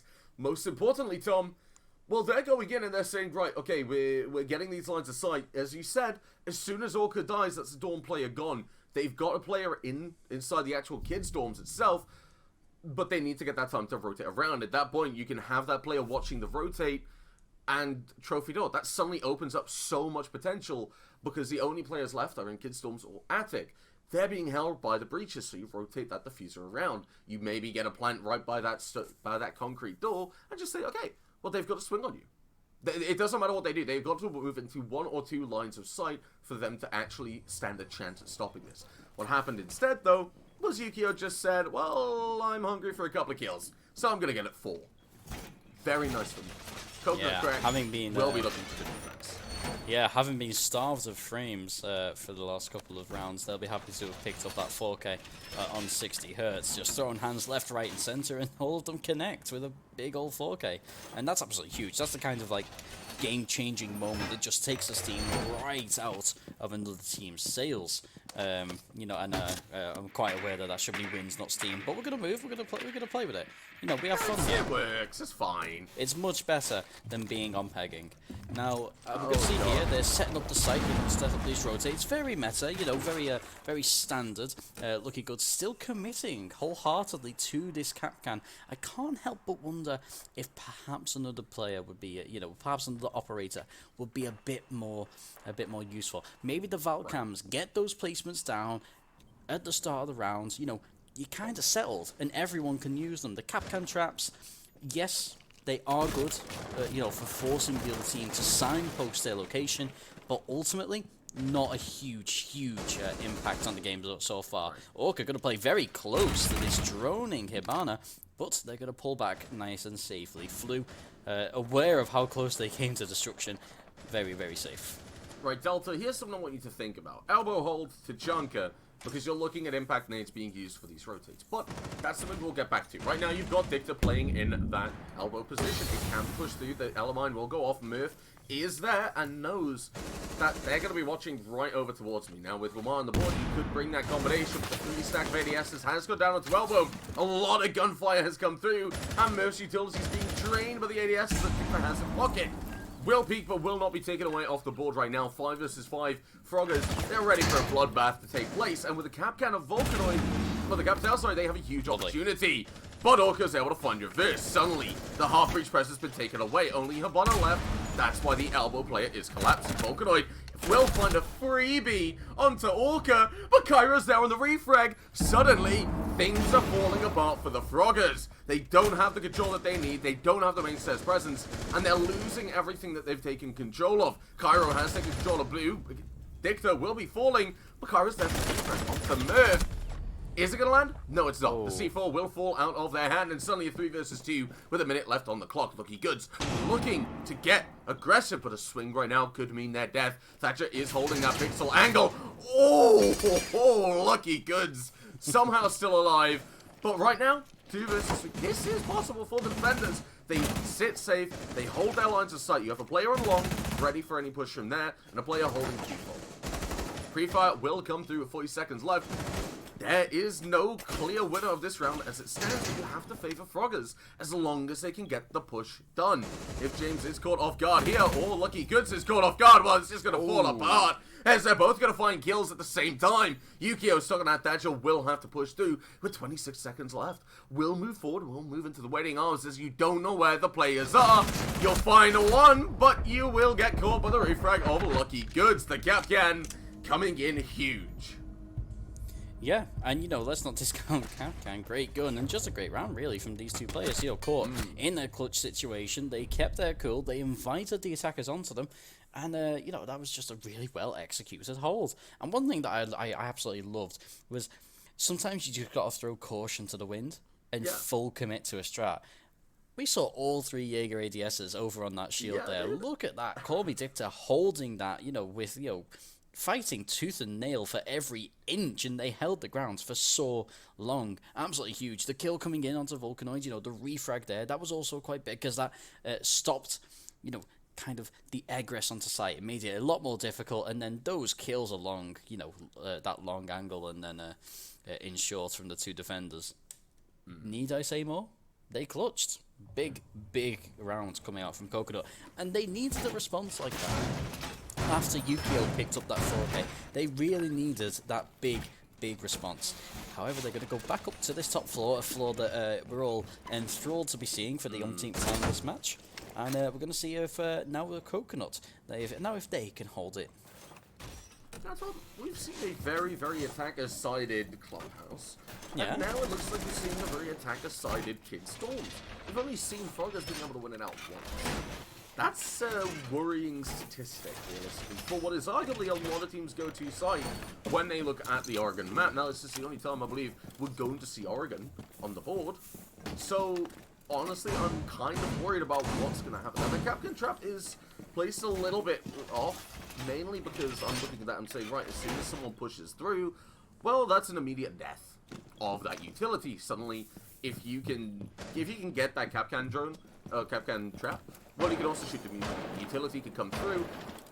I mean, I don't see that much value in it, but right now, Lucky Goods is just going to play quite aggressive. Vulcanoid wanting to clear out this armory area. They know it was a key pressure position that Coconut wanted to have, so they're trying to get out. They're clearing it out. Now the utility of these Thatcher EMPs is going to start taking place. Those drones all together, you can see, they're all about to just start getting to work, giving Coconut that little bit less comfortability as this thing will start opening up. Orca playing below, as you can see in that vertical hollow closet, has a huge power position right now, as long as Froggers aren't aware.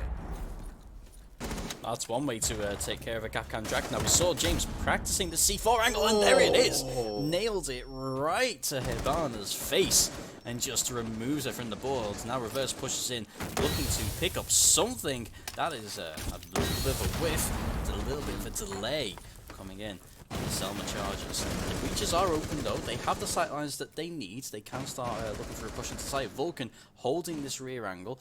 Perhaps, I would argue, a little bit wasted there. Throw your chargers down, but then be done with it. You'll hear the gunfire from behind. Right.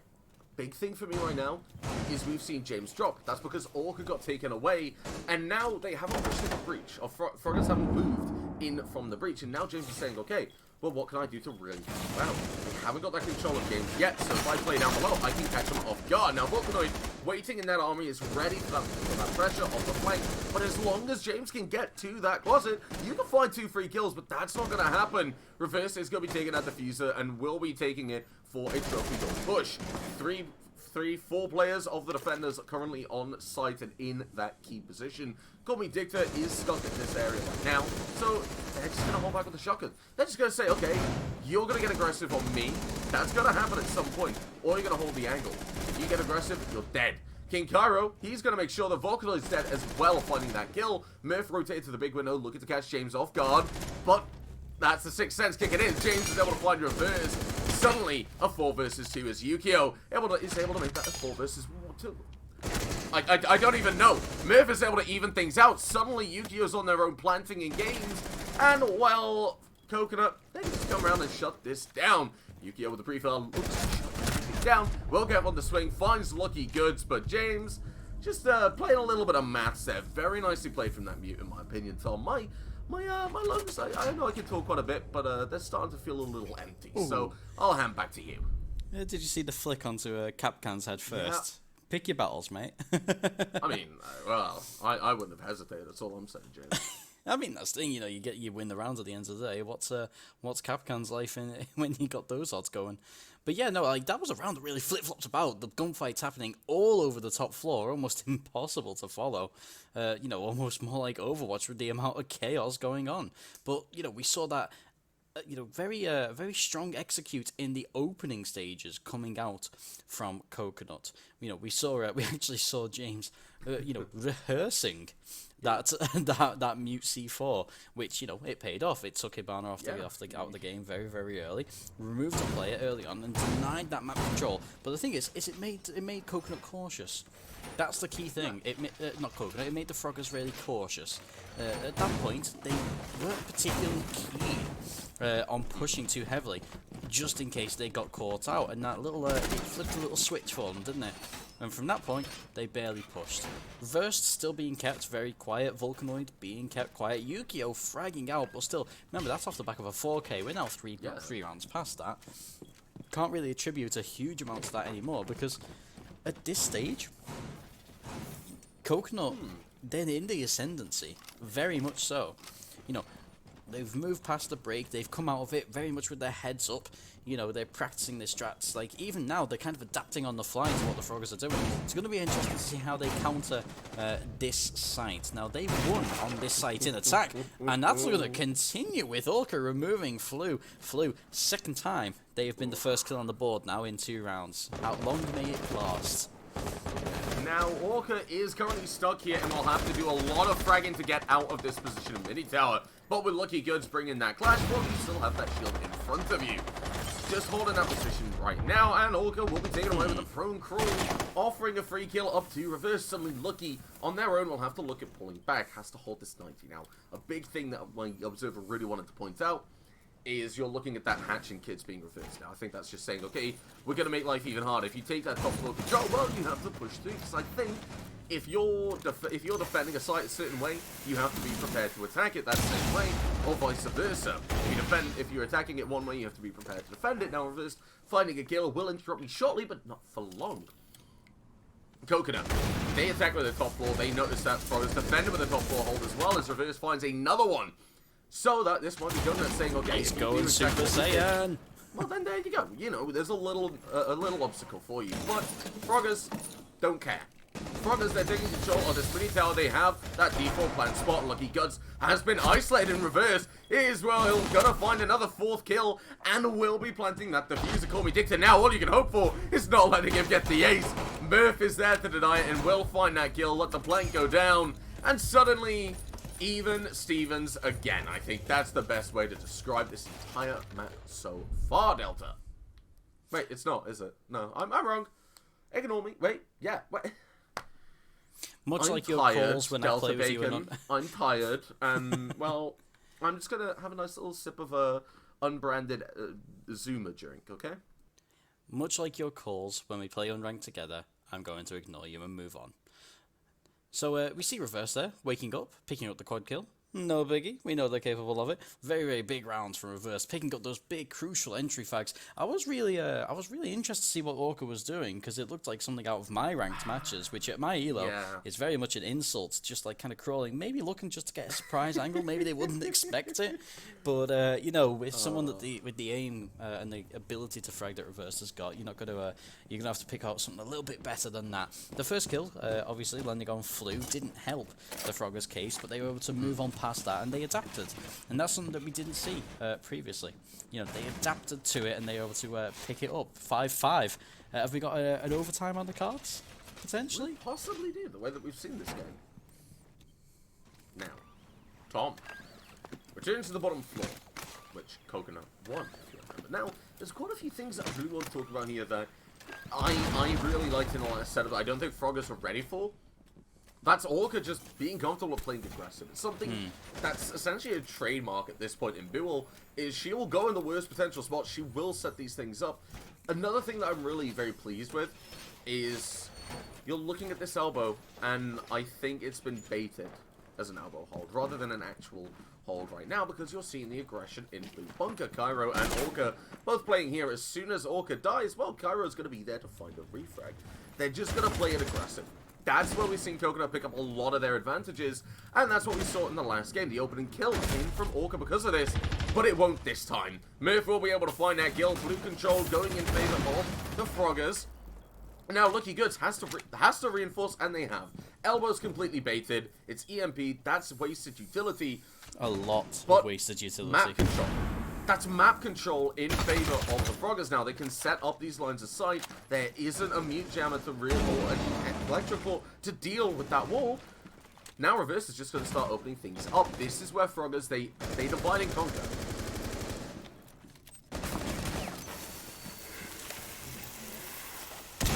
And we will see this E-box being opened up. They have potential to just start making lines of sight that favor them. Something that really is what Froggers need to do. It's something they struggled to do last time. They struggled to get in the map. Now, though, they can get that hatch open. There's a Roma maybe trying to deal with it, but Lucky Goods is going to find Yukio. We're approaching that halfway mark at the moment. That elbow yet to be opened up by the attackers. Murph will take some damage. Somehow walking into a Capcan trap without sending it off. Maybe just the pixel in the right position. A very huge position to be in, but elbows open up. A minute 20 left on the clock, and Froggers, well, they want to start pushing very, very soon. Yeah, Murph loves the Capcan, but not enough to walk into one a second time in 2 games. Bit of a silent assault now, because you know, as much as they have got map control, they've not got full map control. They're still a little bit nervous about pushing it, and we're seeing them getting picked up. Murph already damaged, going to get dropped by Call Me Dictator. Finally, that second wall is going to start getting opened up by Reverse. Not the meta wall, though. They've completely abandoned that push, because I don't think Flu has started opening up that wall either. No, I'm wrong. There we go. That's always fun to see. Hashtag bronze elo. But there we go. They've got all the sights lines that they need open, but they haven't got the man advantage. And I think, call me wrong, I think I saw a roaming Call Me Cairo up, a roaming Vulcanoid up top. Wow, Creedy, take over. I am not a play-by-play caster. King Cairo yet again has that potential for the flank after Orca died has rotated up, but that plant is coming through, like you said. But these lines of sight have been created to stop this plan. Reverse is going to find a kill, but Lucky Goods is there to trade it. Only one player afloat is low HP and playing down in the elbow, but 10 seconds down. You don't have to aggress if you're the defenders, because Froggers have to push in. That Legion Mine has to go through, and pre-fires into the freezer have to follow through, but there's just not enough time. Lucky Goods finds the kill onto Flo. King Cairo finds Vulcanoid. That is the Coconuts on match point. I had to get it right. I didn't want to get it wrong. My main thing from that round is Froggers had so many things in their favor.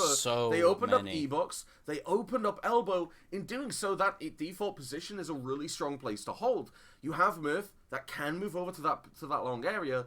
Suddenly you have a player on Pixel. You have a player on the elbow holding Freezer. That's one sightline established. You have a player on Pillars looking towards that rotate where James and Lucky Goods are on your screen right now. You hold that position. You have a player in elbow yet again holding the Freezer, and maybe one holding long. You get that plant down. You get that round 1. And a huge shout out to Call Me Dictator is something I didn't really notice at the right time. That plant was stopped at the same time King Cairo went for the swing. You shut down Vulcanoid. You shut down that line of sight. Suddenly, as soon as Reverse gets a kill, he's been refragged. He's been taken away from the board. And, well, it just fell apart for Flu, who hasn't been able to find a kill yet. And, unfortunately, will have to wait to do so. Coconut cracked. Looking to put their first win on the board as it stands. But Froggers, they're within breathing distance of overtime. And you know what? A little bit more aggression from Flu, and that was that went the other way. They were stood next to. They could have reached out and touched them if they had so chosen when they swung out. But you know, it wasn't to be. They stepped ahead. I think that's indicative of perhaps a little bit of a lack of confidence. Now, they've gone, you know, a number of rounds without a kill. They've been the first death in several of those rounds. And at this stage, I think maybe they're just lacking a little bit in confidence, so they're not taking the gunfights that they ordinarily would want to. Froggers 5, Coconut Cracked 6 on match point, as you say. Based on this, Coconut, they've only grown in confidence as the match has progressed. You know, they're still trading blow for blow, but they're starting to really pick it up. We've seen big moments come out from Froggers, a huge moment from Yukio with a 4K, a huge moment from Reversed with a 4K, but it's not consistent. You know, they've taken 2 rounds off the back of 2 incredibly gifted players fragging out. Coconut, all of their rounds, they've come off the back of some really solid teamwork, and as it stands, that's what's going to win the game. Now, Orca yet again is playing downstairs, can be spotted out with a flank camera, and can be picked off early should Froggers decide to commit those resources. But right now, on match point, you're realizing you have to play a perfect game. Orca is one of those wild cards. You just don't know what she's going to do. And when that happens, well, you're going to lose a player. Murph being taken away from the board, a huge driving force for the Froggers in this second half, alongside Reverse. Yukio, definitely, like you said, definitely quiet and subtled out a bit, so that's a bit rough position to be in. But the EMP, the droning, that's what's coming through and making the opportunities for the attackers. Well, it just didn't work out for Murph, did it? Volcanoid will go towards that mini tower and will look to try and get some more pieces in play, but this round, it feels like it's been going very quickly. Half the round is gone, 1 player is down, and the Froggers don't have that much map control. Now, they can get this breach open, which is what they're going to do, but Orca's still on the roam, Tom. For now. She will be picked off by Flu, who's able to find their first kill in this split. Big tower can be opened, so what? The push needs to come out very quickly. Yukio will fall. What? And that shield in the attic will be used to shut down the push. They've noticed that the Froggers, they don't really bother with attic. That was... I don't know how to describe that. That was an extraordinarily poor swing coming out from Yukio. You know all the guns are going to be pointing because you're signposted by the sounds of the breach, or the explosion, James picking up the dual kill, and this game is as good as done for Coconuts. You know, they've got almost complete control. It's going to take some huge fragging out from Reverse to pick this up. And Volcanoid, still creeping around on the Twitch, she's pretty handy with a gun herself, so, you know, don't write them off just yet, but as it stands, this game is Coconuts to decide. Yeah, the lines of sight are favouring Coconuts so much more. They need to give away kills, which is what Lucky Good is going to do. Reverse on that breach alongside Volcanoid, like you said, handy with that F2. Well, the opportunity is there, but it's all down to Coconuts giving away these kills. Look, you have Cairo, Dicta, and James. They have all set up these crossfires. Volcanoid is going to be falling to King Cairo. Reverse on their own, has a diffuser, but the Echo Drone's there, and King Cairo is going to close things out. Coconut take the win. Too slow. Yeah, too slow. Far too slow, and you swung too far, and that's all she wrote. They tried their best, and they didn't succeed. Yeah. You know, and it's unfortunate because they played well. They played very, very well. But Coconut just in the latter stage of the game, their teamwork just really did hit different. Fantastic gameplay from those. Let's talk about Orca there, because although the kills aren't too bad, let's talk about that 100% headshot percentage, because I'm always impressed at that, given that I can barely aim, never mind hit a head. Not that it really benefited them too much. At the end of the day, you know, you can hit heads all you want. If you're not killing consistently or getting assists consistently, you're really not going to do too well, unfortunately. And one thing that I noticed that was prevalent throughout that is that there was this over-reliance on these big names to really carry the team forward in the case of, you know, in the case of Reversed, in the case of Yukio, to frag out for the Froggers.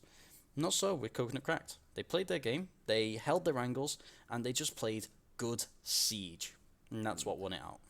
Yeah, now, Tom, I think the main thing I want to point out from Froggers is definitely how we're seeing these little positioning errors coming through. Because, like I said, that bottom floor, well, they had that player in E-box looking for that long angle, right? But what they neglected to do was anticipate that they might actually be trying to rotate around. If you have that player on pixels, suddenly you can cover those 2 angles. You can look for that rotate, which is also going to be covered by your elbow player. This is something I really want to talk about because it sticks out to me so much in the way that Froggers, they're maybe not optimizing their positions or their crossfires as much. You're seeing a player in Pillars having to expose themselves a lot to, or an E-Box, sorry, a lot to just cover one angle. The Freezer, yes, it's being watched by your elbow player, but they're also having to try and cover any swing coming out from the rotate. They're focusing on 2 different lines of sight when realistically that Freezer, you need to keep an eye on that Freezer because one swing can shut everything down. You have a player Pillars, they can look down long, but the way that you had your default being positioned, well, they're going to be picked up by your elbow player. So keep that one eye on that rotate. Don't play in E-Box because suddenly you're putting too much pressure on your elbow player. Now that Yokai drone coming through, well, that was just incredibly well saved coming out from Coconuts. And I think it's just those little things that they had tightened up on. They struggled at the start, and Froggers were able to start bringing it back very, very comfortably, but it just wasn't meant to be, Tom. So Coconut, they'll take it 7-5, and we're not done yet, are we? No, we are not. We do have a third match coming up. Froggers unfortunately going to still go winless, and Coconuts picking up their first points of the tournament. Very, very well done from them. Next up, if we could get the roster up, or the roster, the schedule even, we're going to have another spicy matchup coming for you next. And this is the one that you're most looking forward to, isn't it, Adam? I think it is, because I'm looking at the teams of Randy Ravens and the Princesses. There are a lot of names on there that I'm very comfortable with. I've played with them quite a bit, and I know them quite a bit as well, because I've already spoken about Max or Ideal, the current kill record holder in Badass University All-Stars at the moment, with 26 kills from last week, but also Trash Waifu is playing, and he's a good friend of mine. You've also got, I believe it's, I can't remember if it's Jono, Mally. There we go, Mally is playing. He's a good friend of mine, someone who's come a long way in Season 1, from really struggling with his team Chexland in the first season to going out to win it all out. So I'm looking at this and I'm saying, well, this is going to be a game that I'm very excited to watch. I don't want to pick favorites in it, but yet again, I've got a personal stake in all these teams, apparently. So, looking at the rosters, that's the big thing I want to see right now, because when we look towards the players on the board, well, I've picked out some, but there are a lot more pieces in this puzzle. You look over towards Deathly, Mally, Trash Waifu. Now, I do believe is going to be subbing out. I'm not exactly sure who's going to be taking that role, but those are some good names on that board. You've got Exeter players, Warwick as well, Sunderland, and Chai Alpha. Honestly, I'm looking at that. I am very, very comfortable seeing Ravens giving a good game. On the flip side, though, the Princesses, who have confirmed, by the way, Delta, you need to know this, that if they win, they will all dress up as princesses, Disney princesses. I don't know who's going to be who, but look at this roster. Mr. Joe, Zodi, So What, all from Derby. Max D, who I talked about from Staffordshire, a huge player, a huge fragger, alongside V7 just to round it all out. Honestly, that's a scary lineup. Yeah, it really is. You know, it's almost like the Avengers. You know, So What, Mr. Joe, Zoe, and then you've got the Hulk, Max D. Hulk, go frag. That's my secret. Like, just smash, Max. Do it. Exactly. Just hit head, that's dude. it. Come on. That's my secret, Cap. I'm always fragging. Not something I ever thought I'd end up saying, but there we go. First time for everything, dude. First time for everything. But yeah, you know, everything on the line in this last match of Playday 3. Again, like you say, there's big names in the Siege, especially university space, but also just across Siege generally. You know, everyone kind of knows people who are competing in Badass University All Stars. You know, people competing at the highest level. Let's not forget, you know, Ideal with all those frags last week. You know, let's take nothing away from that. It was a truly stupendous amount of fragging they did, and long may it continue. But Ravens, they've got something to bring, like you say. There is strong players, Malu, Trash Waifu, who I once followed thinking they were Scotland at Sunderland, and they weren't, and I didn't have the bravery to unfollow, so I still follow them. Not a clue. To this day. To this day. Has it. But I want to talk about Max a little bit more now. We talked about the fragging ability, but it's someone... I'm going to explain why I know him. He's stepped into the production role himself as an observer, and he's a pretty good one at that, as if I do say so. No offense to Science, I've got an observer, an incredible job. He's got ratings from some of the highest rated observers in the world. I'm actually not even going to lie about that. That's a genuine fact. He's an incredible observer. Noah on production really killing it, and myself at Delta. But Max, he's come in. I'm going to be casting with him for a show match I'm doing on Sunday. That's going to be a lot of fun. I'm going to enjoy that quite a bit, or Saturday even.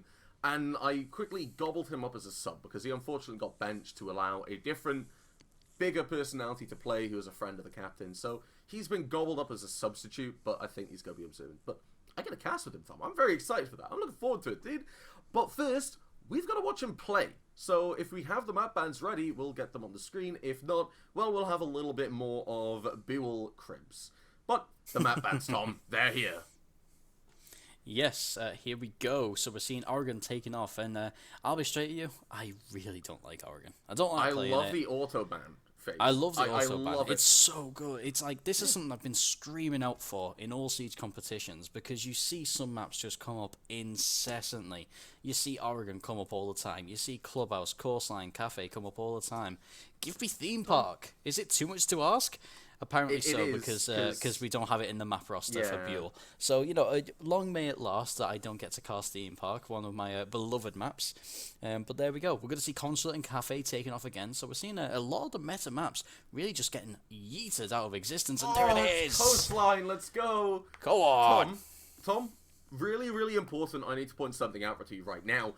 There is a guarantee that next week, and we will not see Oregon from any of these 6 teams. That's something impressive. But we are ready to just about start our last game of the day, and I am so excited to get into this. This is the one that I looked at and I said, well, that's the right way to end it. I'm excited to see how this goes out. You've got talent on both teams. I think you have to favor Princesses just a little bit. However, I can see it going either way. Ravens, they've got players on their team who have shown development consistently.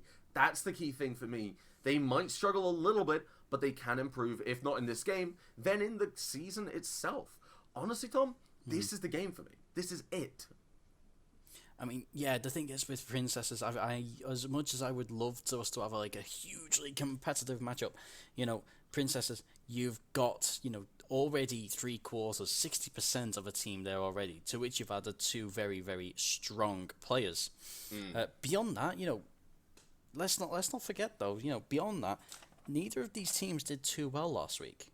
You know what I mean? Neither of them did amazingly well.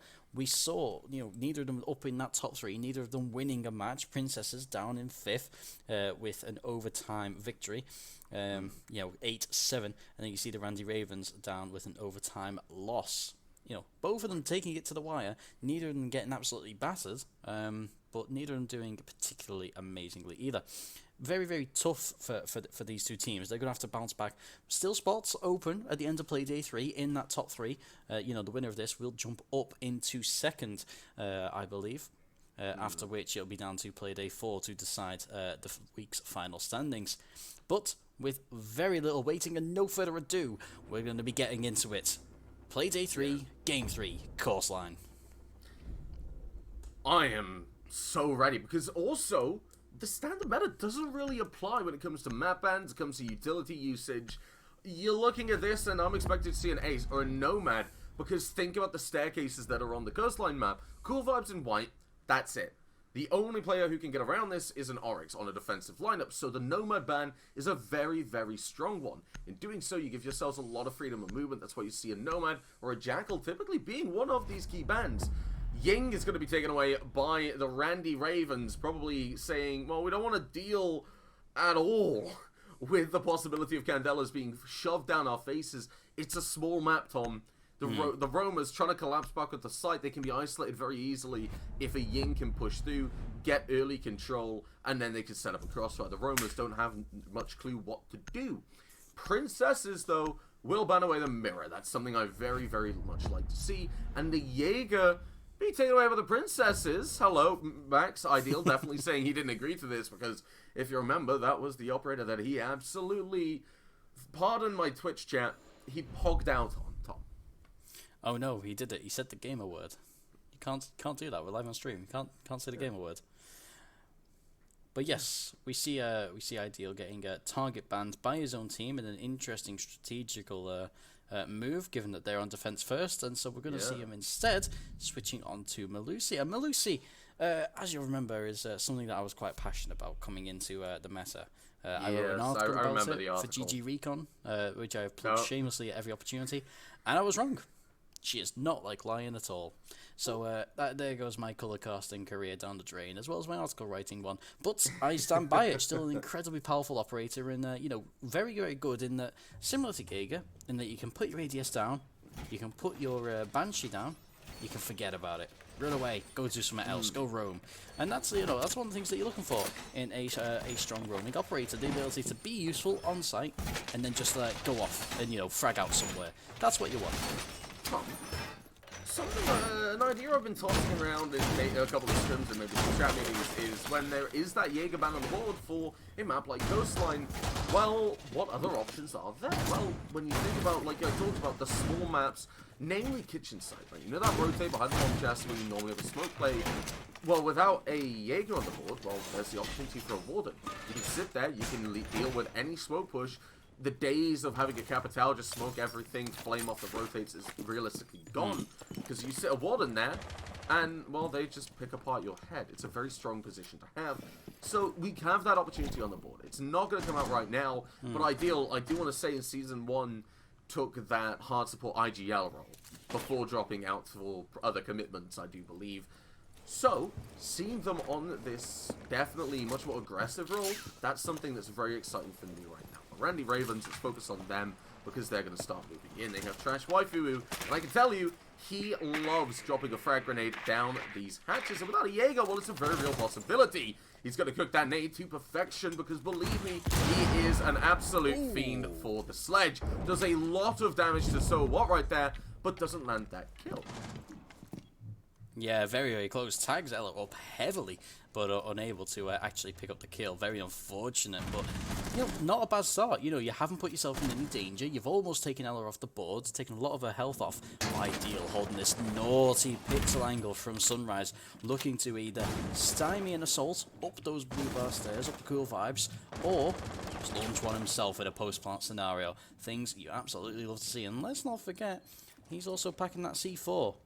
And as yet is completely unchallenged down there. You see there all the potential openings there. There's also openings in the floor that he can fire through. He's going to know. The call out will go out when they breach into Hookah, and they're going to be met with some fiery C4 goodness. Tom, and I constantly talk about the size of this map, and that's what I want to talk about. The Ideal Max, it's very hard to miss with the C4. That's why we see Valkyrie being taken away quite a bit. But, first of all, it's going to be Trash Waifu who fall currently, immediately refragged. Ideal is going to be taken away. But a 4 versus 4. Now Randy Ravens, they're shaken. The smoke canister going out will do that damage. But Comrade Barney, the sub, is going to be coming in up those cool vibe stairs. Suddenly, the retake has to take place. Zodi will establish that control of the map, but you'll push out a Hookah. Now, you're looking for this retake position. You need that wall, you need that vast position, and we are going to see Zodi getting aggressed on. Deathly will take away Mr. Joe, and suddenly V's going to fall to Mally, who picks up a second. Jono, hello, what an opening to start us off. Not that this is a biased cast or anything, of course. No. Well, to be fair, you've got interests on both sides. Yeah, I want both sides to win. I want a good game, Tom. That's what I want, Oh, that's what we're all here for, isn't it? We're all, we're all dream, here for it. That was quite an interesting round in that the defenders, they actually had it for quite a while. Ideal, I can't help but think that the call should have been made a little bit earlier, that he had died, that the push was then going to come through from cool vibes. Buck getting the kill up when coming up the cool vibes stairs, very much a freely, definitely there, picking up the kills, and then honestly, Smoke, they saw them. They had all the intel they needed, and that powerful close range SMG-11. Really, you shouldn't be missing from there.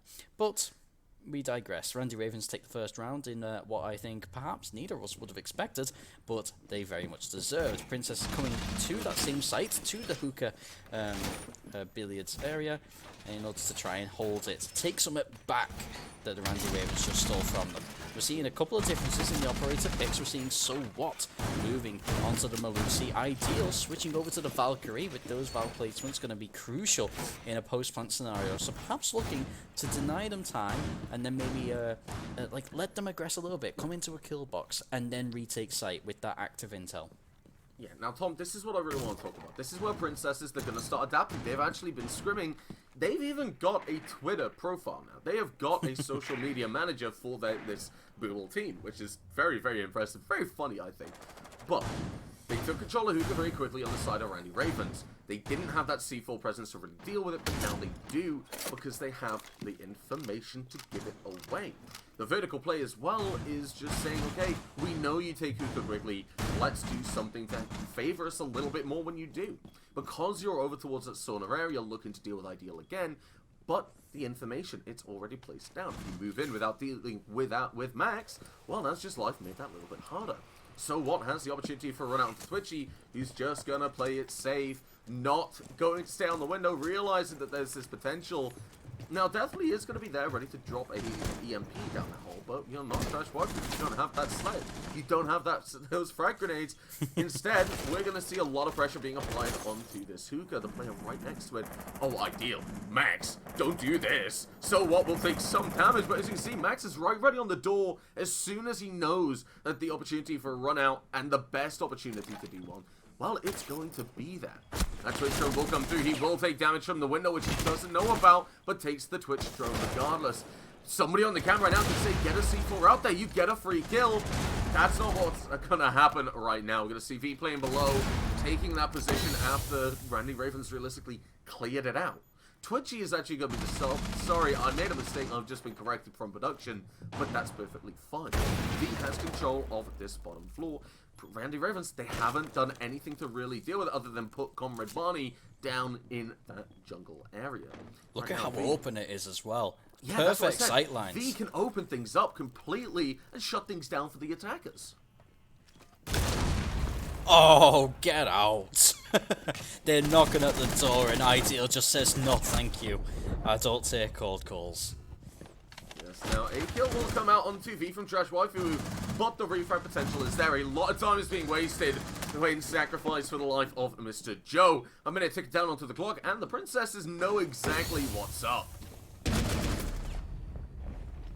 The quick taps on the Deagle, unable to find a head of Trafival. He'll pick up a triple, taking out Solo Zug. Zodi hiding in their own smoke. Whips out the shotty, because what else are you gonna do? You're gonna die. And Randy Ravens pick up a second round on Hookah.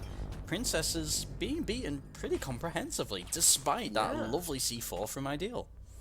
They're picking up opening kills, but they're not capitalizing on it. They're not landing these key just impact kills that are needed to slow down the entire push. Because you look at V right here, or Max, sorry, able to find that kill. Oh. You take away the Thatcher, yeah, that's great, a great position to be in. But you lose It's that not one backed mine. up, is it? You lose Vigil. As soon as this happens, that bottom floor, that's where you were planning on your late game. Because that's where you really struggle in the first round to really catch anything back. Why? But Randy Ravens, they're clearing it out. They identify that that's an issue. Yeah, our production team, like in our ears, there, just saying exactly what I was thinking. Why the Deagle? When you challenge your cool vibe stairs, you're relying, although the Deagle powerful as it is, you're relying on your first shot really when you got a pistol, because you can't spray. It doesn't matter how fast you can blink, you just can't spray. And in a close range scenario, unless you can reliably hit heads first time, as we know Max can, we know he can frag, but really, bit of a suboptimal choice there. Perhaps a little bit of hubris coming out.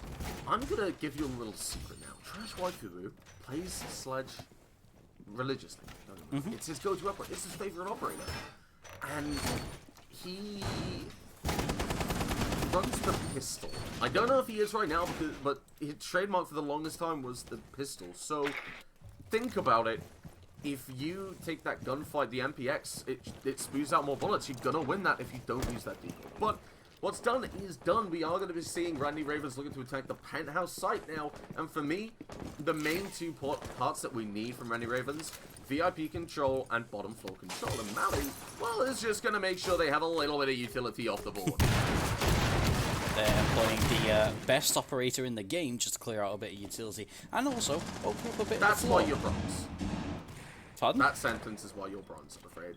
That sentence is I why hate I'm a to call you out, colorcaster, but- because I understand the game and its nuances perfectly. And Fuse has the best gun in the game, And if you're like me and you can't hit your shots, it's okay, because you've got 3 armor, so you can take the hits. And do you know what? It's that line from Rocky where it's not about the hits you give out, it's about the ones you take and keep on going.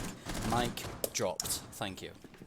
Yeah, that was a pen, I know that. But I think as much as I joke, there is a lot of merit behind that, because you have so much utility you can take away. Now, granted, not a 20-second meta anymore, which makes a utility that's on the board just as important. Now, Deathly is using that IQ and is looking to add to that. Running the 5.52 Commando rather than that G3. G8, sorry. And you know what? I'll take it. It's not a bad gun. It's a good gun to take.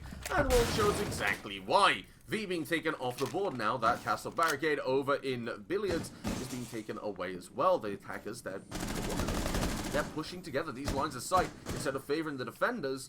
Well, they're favoring the attackers. You're not seeing Princesses taking the gunfights they should be, and Max is going to be taken down. So what's looking for an answer? But it's just not coming out. What is happening? Randy Ravens are having a great time right now. Mr. Joe will look away at the worst moment because of the Twitch drone. Won't land the shot and pulls back safely. Dredge Waifu finding another kill, and Comrade Barney closing things out. A flawless round. Delta momentum is shifting. It's never even gotten going for the Princesses. You know, it was 0-3, and now we've climbed up to a flawless round. Where do you go from here? Princesses, they've been to the hookah twice, they've got beaten. They've been to Penthouse once, got beaten. What do they do now? Do they go back to hookah where they've been beaten twice? Do they go back to Pent? Do they choose Blar? Do they choose Blue Bar or Kitchen? It's really interesting because no, thank you for pointing that out. I thought I got away with it, but yeah, like they're just being comprehensively beaten at every step. They're being outfragged, they're being outplayed, and they're being outthought. What they need to do, they need to pull it in. Have a little huddle. Have a little a little powwow. Just get the Reds together and be like, let's not play their game. Let's play ours. Because at the moment they're playing the Randy Ravens game, and the Randy Ravens are better at it. Ideal, maybe not. The most consistent fragger as we saw last week. Maybe not quite vibing. Maybe because of the Jaeger ban. Let's not underestimate just how much difference that can make, because removing the Jaeger means that they're having to commit to a Warai, which is not as effective at stopping stopping those throwables, and it's just not going very well. I think it would suffice to say it's just really not. They're not vibing at the moment. They've gone down to this bottom floor site, the Blue Bar Sunrise, so they're saving Kitchen up, but at this stage they've already lost the optimum defensive half. They can no longer achieve 4-2. Like Randy Ravens can, and that's an issue. That's a macro issue. Yeah. Granted, this map does tend to lean towards attack, as it was before in the 22nd minimal balance of the maps, but now it's more an attacker-sided map.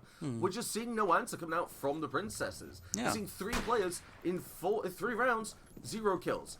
I have to call that out, because that's not something you can let happen. Now, granted, we're seeing Randy Ravens, they're playing an incredible game. What they're doing is they're diverting the attention. They know exactly what Princesses are thinking and how to deal with it. You're seeing one player putting that fuse charge Mally on that pass window. Doing so, you're seeing players advancing from another position, catching them off guard while the attention is diverted.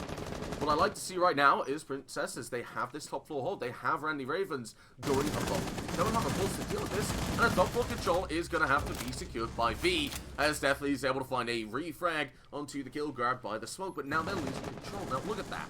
That's a nice position. You've got a lot of sight lines, a lot of potential for the roamers to deal with this in the case of Mr. Joe.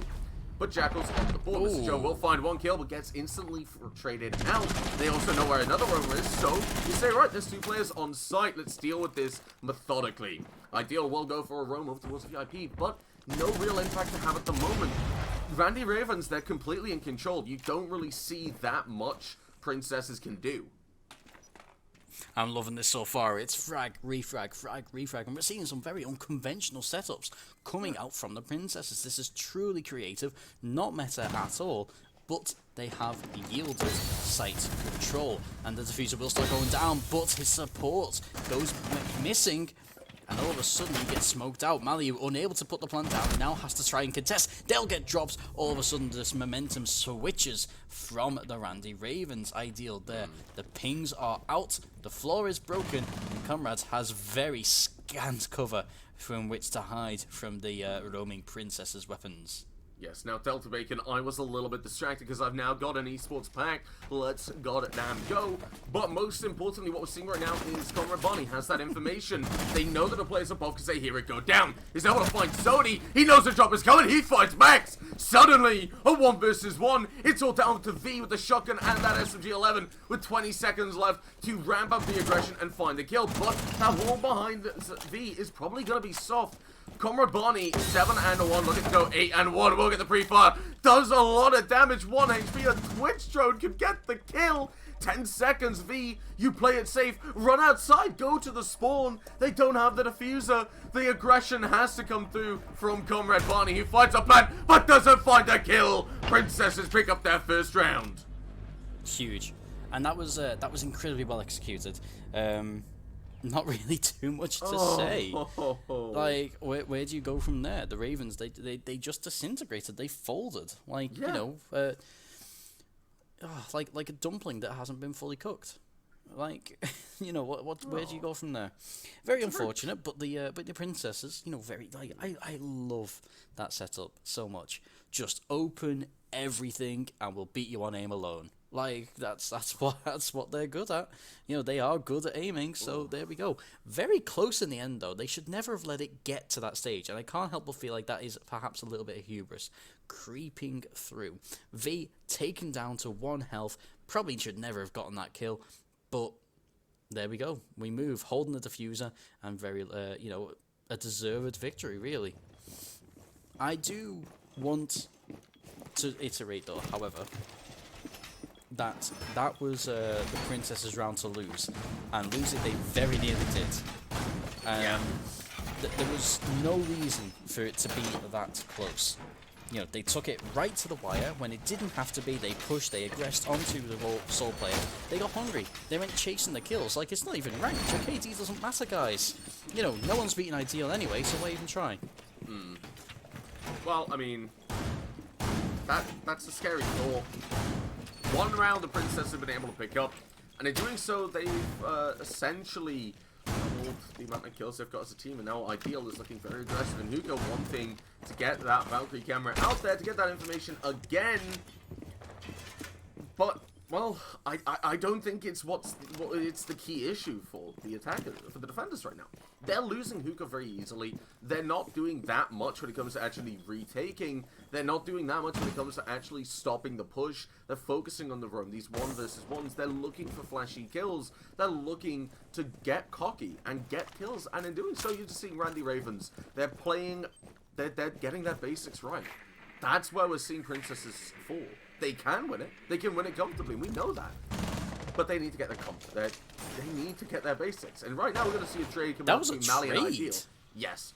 Both Diffuse and Valkyrie able to kill each other. Now the Diffuser is down, granted. But, well, take away Ideal. The top frag as it stands so far, combined with V. Yeah, bit of a, I was going to say, bit of a slow start, but then Trash Raifu just takes Joe's head off, so, you know, that's always nice to see. Yeah, like, the rounds, it just seems like Randy Ravens, they've taken the foot off the gas a little bit. They're just kind of like, hey, let's chill for just a moment. Let's recollect ourselves. That early trade wasn't ideal, but at least they got there. It was frag, refrag in the last round, and we're seeing that again here. We're seeing definitely getting picked out by Zodi. The match has calmed down. The Princesses, whilst early on, were very overconfident, but Zodi, you can't be looking away there. But there, the refrag comes back out. It's neck and neck. Trash Waifu resorting to the pistol, has to pull back to try and reload. There comes a kill in from So What, and it's going to be a very tight one. Twitchy locked in the corner. They don't want to be in. They'll pick up the first kill onto V. They'll be challenging now. They've got to reload. The pistol comes out, but they can't get it. So What will clutch up with the triple kill and the defuse. So What being able to find a second round for the Princesses, but the biggest issue that's glaring me in the face is what happened with the first 3 Princesses. You're gonna go down to kitchen now, and, well, this isn't the position you want to be in. Now, don't get me wrong, if there was a time to come back, this is it, because you've lost those first 3 rounds. Ravens, they had momentum, but now it's going to break completely before you go into the shift onto attack, which is, like I said, that favored side for the game, from Coastline, sorry. Looking at this, and I'm saying right now, yeah, granted, 3 rounds on the trot, that's a great position to be in, but why are you in 3 rounds already? You're playing the basics a lot more, you're playing for refrags, that's nice, that's good. But why is it only happening now? When we go to attack, as soon as Princesses get a little bit more wind in their sails and a few more rounds on the board, what's to stop them from just reverting back to Max trying to get a Deagle kill on Cool Vibes? That's my big question here. Yeah, and the thing is, you know, it's okay to be overconfident if you can back it up. They're not currently in the top 3. Do you know what I mean? So, fair. Be overconfident, be cocky, have a laugh with it, but you've got to be able to back it up, and that is that's the crucial thing for me personally. They haven't been able to back it up in the previous match. They lost, and I'm wondering. Obviously, I didn't see that, but I'm wondering if that was again perhaps due to their hubris, due to being overly cocky, overconfident. They pulled 2 rounds back. That's big. You know, that's a great start. However, they've got to just keep plowing on. They can't allow Randy Ravens to pick up a 4th. If they do, then all of a sudden I do think it changes the dynamic, because that puts them within a few solid rounds of map point. Yeah, and going back to Penthouse, I want to reiterate how effectively Randy Ravens were able to take this. Yeah. They found that opening kill, they found you had the IQ of Deathly just aggressing. Now you have a Yana, now you have the Gun 6, the frag grenades, a lot of utility. Now, Mally is going to face a lot more risk trying to judge this window. I think he's going to say no. I think he's going to... It's not worth it. There's a mute jammer. No. Because the audio, it gives away too much. Now we're seeing an Alibi, staying behind. We're seeing very aggressive operators looking for gunfights. I think if you put that fuse charge on that window, you're getting swung because it's a very audible noise. Trash Waifu will get that hatch and will be ready to drop in as soon as that VIP presence is established, which is the core of the Princess's defense. They know that as soon as VIP goes, well, that penthouse wall will open up, the plant will go through, it's all down to a retake and from defenders. They're trying to stop that by setting up these lines of sight, setting up VIP as a key part of their defense. Having it in a way where they're negating the need for a retake by stopping the take from taking place. Didn't work out last time. I want to see it work out this time. I want to see us have a 3-3 split and have a real game on our hands, Tom. Oh, absolutely. So do I. You know, that's what we're here for. We're here for the competitive matches. We've had it first in round 1, where we saw a team try to take on Imperium of Man. Then we saw it in game 2. We saw Coconut Cracked take on the Fraggers. Both of them very, very close games. 7-5, both of them, I believe. And hopefully we get the same here. 3 extraordinarily competitive matches, befitting of the stature of competition that's represented here in Buell. Yes, however, right now, Randy Ravens seems like they're slipping a little bit. And I think it's something we've seen in the last game as well. Instead of seeing a very, very close game, we're seeing a game going back and forth. Now, V will take quite a bit of damage on this position. Another frag grenade coming out will force them out, and Deathly will find that kill. The opening kill going out in favor of Randy Ravens, but a trade from Ideal and another kill from Mr. Joe will get that player advantage before Deathly's able to even things out. Deathly looking for another one, and so what goes down. Suddenly, Chetfaifu will confirm that kill. Deathly getting a 3rd. Oh, this is not looking good. Zodi, you need to step up on the alibi. But they're going to be pushing through. They have that MX Storm. They have eyes on one player, but a drop could be key now. You can play for that retake, and I think that's what we're going to see. Zodi feeling the pressure, wants to get control, but is pinched right now. Drop, dude, drop. You go for a retake. You take your fights one by one. You don't just let them pull you apart. But Zodi's able to find one. Definitely will find a 4th kill. Tom, a 4th kill for a 4-2 side. Big. And kind of poetic, actually. There's probably more words I could use, but yeah, big. Let's focus on Randy Ravens and the positives that they've had, I think. Yeah, like take nothing away, definitely big game from them so far. Like, look at that KD, sitting on a 3 KD coming into it, and then Barney not too far behind on a 2. Things that you'd love to see. And conversely, we're seeing these fraggers, that are present, people that we know are able to take a game by the scruff of the neck and be like, give me all your kills. Not fragging out. You know, even Max being kept down at a 0.6. Very disappointing almost for Princesses, and indicative of the almost casual attitude that they've had coming in to this map. But now it reverses, as you say. Coastline moving more and more into that kind of attacker-sided meta, and interestingly enough, we see the Randy Ravens going to the site that we haven't seen yet. We're going to Kitchen. Yeah, now, I did say I wanted to see a Warlord on here, but the lineup that we're seeing from Randy Ravens, that's going to work out as well. He does run a bit funny, so... Maestro, Evil Eyes, well, you know, do I really need to say why they're important? You know, they have that potential to be bulletproof, passive information, and active, and plant denial. Now, with those yokais that go invisible and not indestructible, well, they're a lot less favorable. A lot of teams want to bring that Maestro instead. Doc giving that constant health, and when you think about maybe having the Doc on the roam, you can supply your roamers with that constant HP, which they'll need to slow down the Princesses.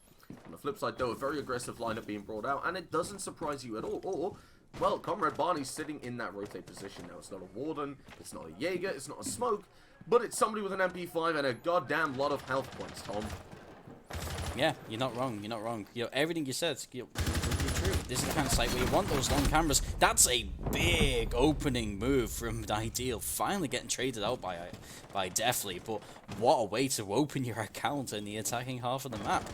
Is this going to be where the Princesses really step up? Look at this filthy pixel angle that Comrade Barney's going to be holding with the Doc. The drone will come in, they will know exactly where he is, they will start peeking that pixel angle, and something that's completely beyond me is how somehow people are able to hit that pixel angle when attacking. I don't understand.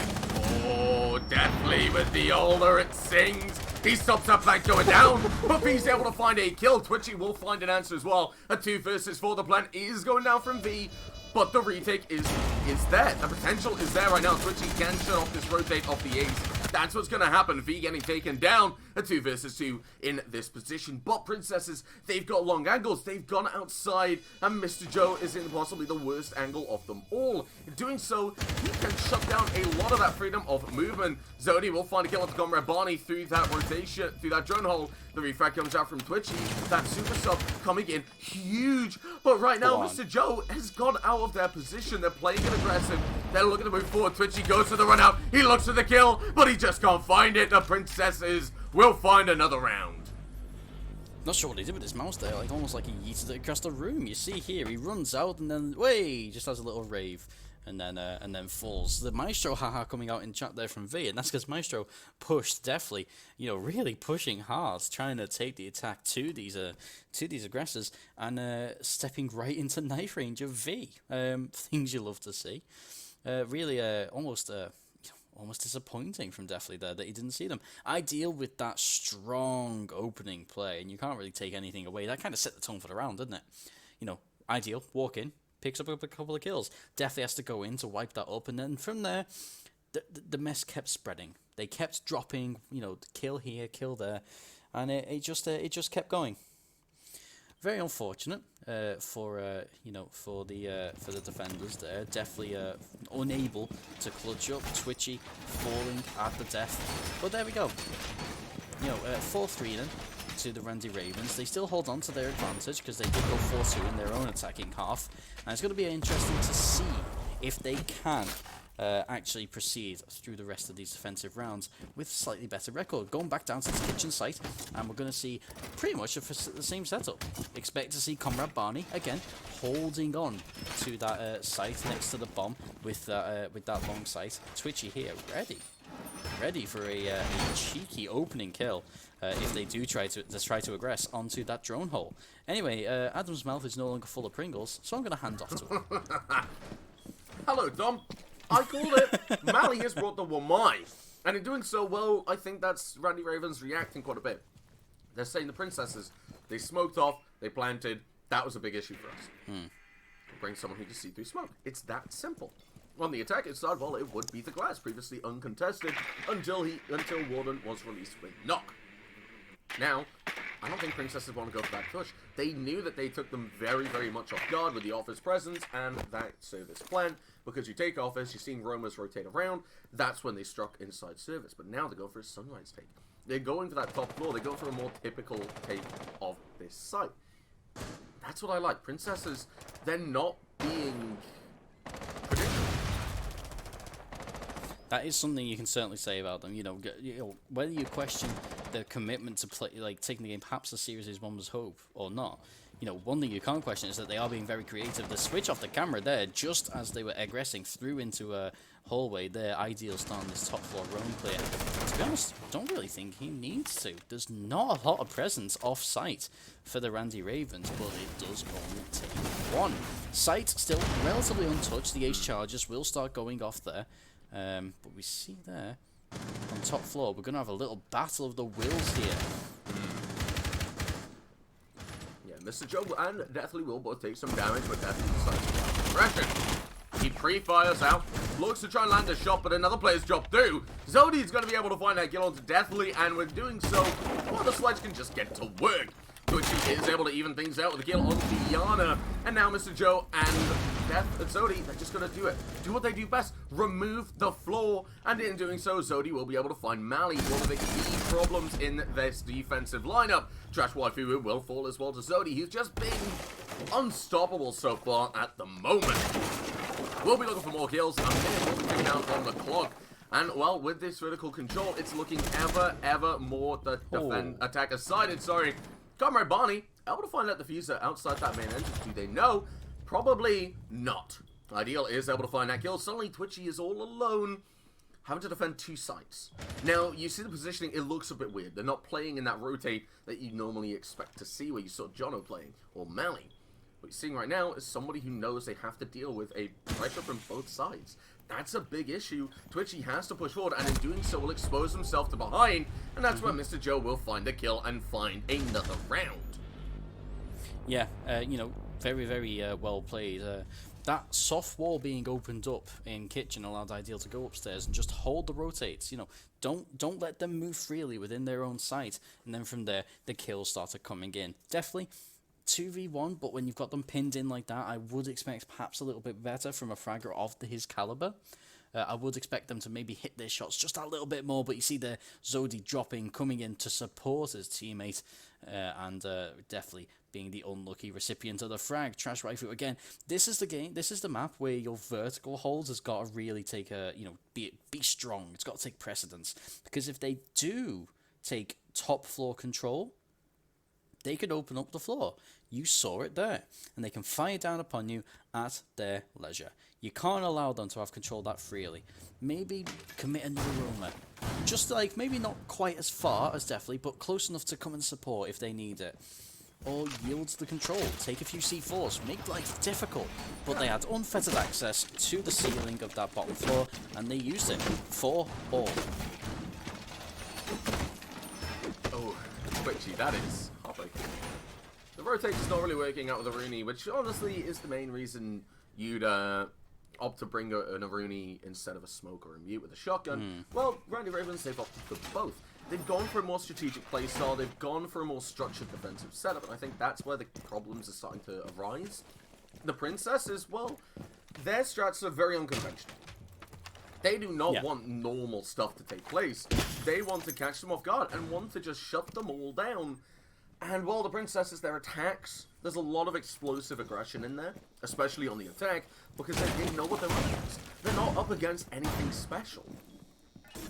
I don't know how useful that camera is going to be. Like, realistically, they're not seeing anything there. There's a bit of a, perhaps a bit of a wasted one from, yeah, maybe a little bit of Balk. You can't see the entirety of Balk. I would argue there are significantly better places for it. I mean, it might give away audio, so, you know, granted, I'm pretty sure Trash Waifu wanted to get that on top of the roof, but, well, you know, you've got to deal with what you've got, and it's a very difficult position for So What to deal with. Now, you know that the camera is that, okay. Right, now, that's not the camera that's just been picked up from So What. The one that's spotted is the one in Aqua. And I was about to say, if you get that camera right now in the corner, well, in doing so, you're baiting that IQ into thinking there's one in Aqua. Which, granted, there is one, but that's just a little bit of a, you know, strap building I'm doing in my head right now. Ideal, well, if there's information there, there's going to be somebody to act upon it. That's their thought process. Ideal is waiting for So What and Mr. Joe to start clearing out that luggage area. That's a very good position to be in. It's a very good attempt. That's a very good way to start moving forward, because you're making sure you're not risking anything. Ideal will move forward. Trash Waifu will be down below, ready to support.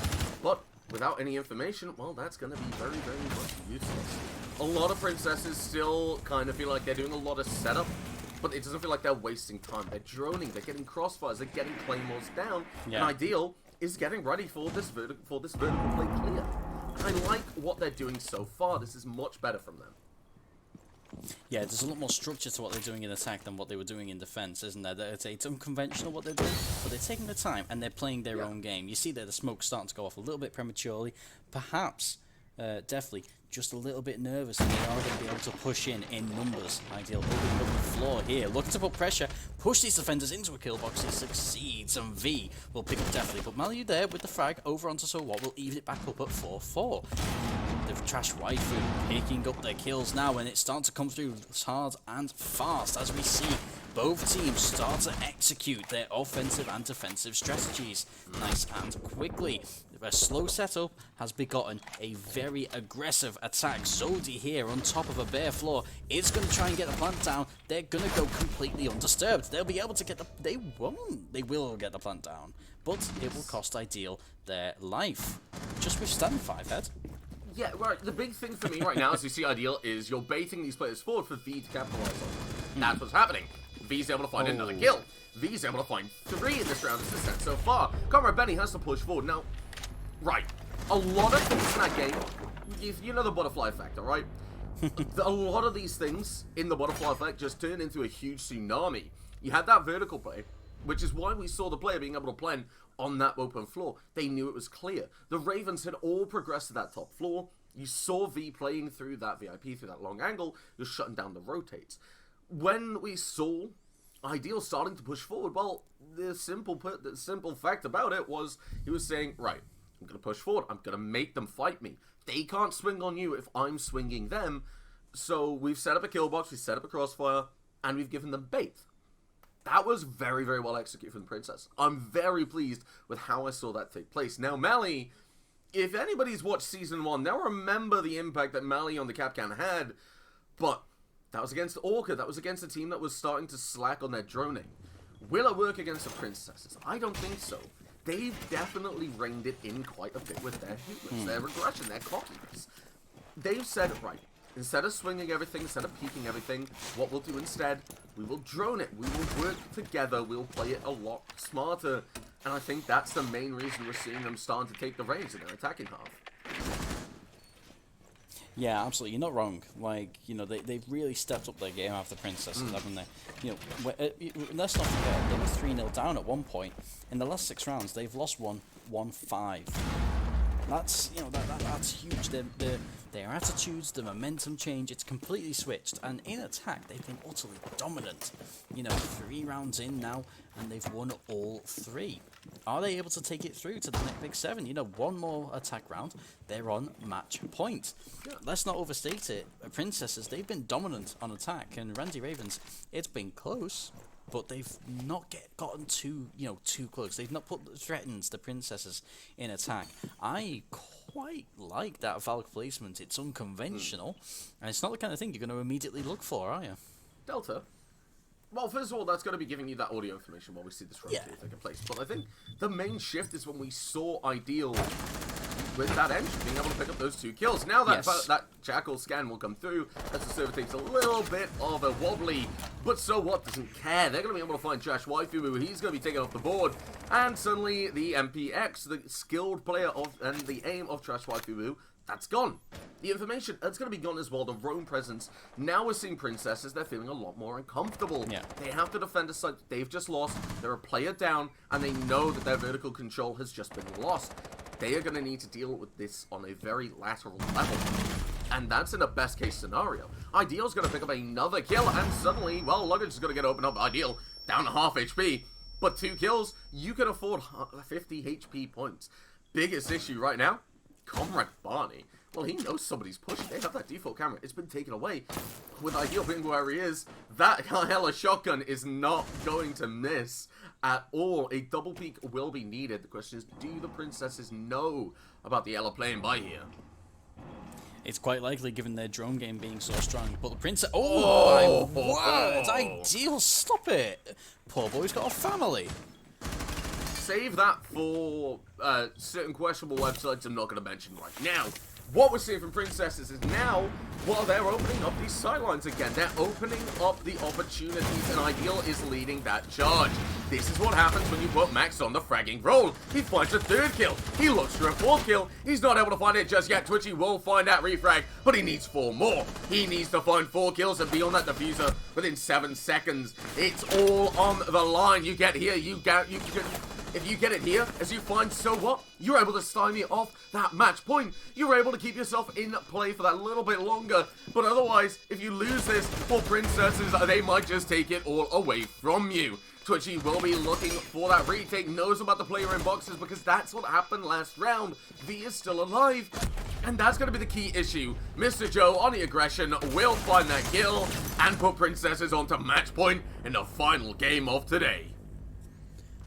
But, I mean, you want to pick a moment from that round that stands out? Let's just talk Ideal just yeeting over the bar and going, no thanks, I'll make me own drink. Putting Ela to bed with a single headshot. Things you love to see. That was absolutely beautiful. Look at them. They're ready here with the shotgun. And Ideal's just like, away we go. Straight away. See you later. Good night. Left, right, good night. At Jackal as well. If that went wrong, he was right there to deal with it. Yeah. It just shows the playstyle of princesses, Tom. Yeah. They've really clicked. Those refrags, they're coming out, they're pushing in numbers and, you know, with a purpose about them, and that's the biggest thing of all. Doing really, really well. This is an incredibly good scenario now for the princesses. They have secured a point for the league table, you know, because now the game has to go to overtime if Randy Ravens pick up a couple of rounds, and they could well take it all. And with a good bit of round difference in between, +3 round difference, no one's gonna, you know, lose any sleep over that. It's a nice result, especially when you consider that they have now won 6 of the last 7 rounds. You know, are they stoppable on attack? Mr. Thomas Bacon, renowned friend and relative of Mr. Kevin Bacon, I have something worrying to point out that our observer said. Well, Twitchy just avoided that drone. Nobody's noticing Zodi just stood there. That's kind of heartbreaking. Oh, there's a smiley face there. That's great. But contested side, Tom. That means one thing to an experienced guy like myself looking at this. Indecision. Yep. Lack of cohesion. Issues within the team mental and morale and how they're feeling. Now, Twitchy is looking to get 1 kill here. If you get if that hatch opens up and a C4 goes out, it gets a kill at best, you're dead. Princesses, they're not even going to give them the opportunity. They're going to go for that who can push, and we're going to see Mally being taken away by Ideal, who is just unstoppable at this point. Now, Ideal, he's been grinding hard in the ranked swamp, looking for that diamond position, but as we don't look, they're not able to find it just yet. Randy Ravens with their roam game, they're not looking like they're playing together with Trash Waifu, able to find 1 comrade. Barney will find a swift second. Mr. Joe has to rush towards the building to get back to your team. Now V will back out. Still, you can go for a push as well if you want, but I'm looking at this and I'm saying, well, Randy Ravens, you've got a lot to really step up with if you want to be winning this round. Now, 3 players on the board up against 4 defenders. I like this.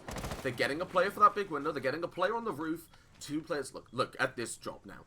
They know there are roamers, Tom, and Mr. Joe's going to be able to find Twitchy. In doing so, get the frosted mats, start pushing forward, start capitalizing on this, get that line of sight into VIP, which you're seeing V doing now, finding that kill, open up the wall, you're getting ready for a plant, you can make the lines of sight, the plant's going down, Trash Waifu, he's able to stop it, but he has to find 2 more kills, he doesn't have enough ammo to find it just yet, definitely will be looking for it, Trash Waifu, finding 11th, the 11th kill, a 3rd in this round, now he has to try and stop V.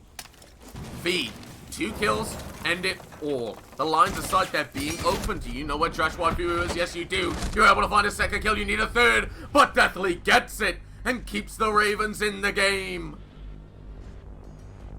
What a round. That's what we're here for. That's the kind of gameplay that we're here for. As Comrade Barney puts it, we're gaming now.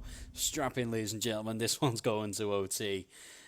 Randy Ravens with a big old clutch. Ideal, trying to hit different, but unfortunately getting caught out. Turns and sprints up Cool Vibes right into the waiting arms of Conrad Barney. That sprint right through sight. Almost coming good for Zodi, but what a moment of just absolute desperation and skill from Trash Waifu. Just going, we're not done just yet. Takes advantage of the Princess's smoke, charges down the diffuser, and stops it from going down. And then it's up to Deathly to pick up the pieces.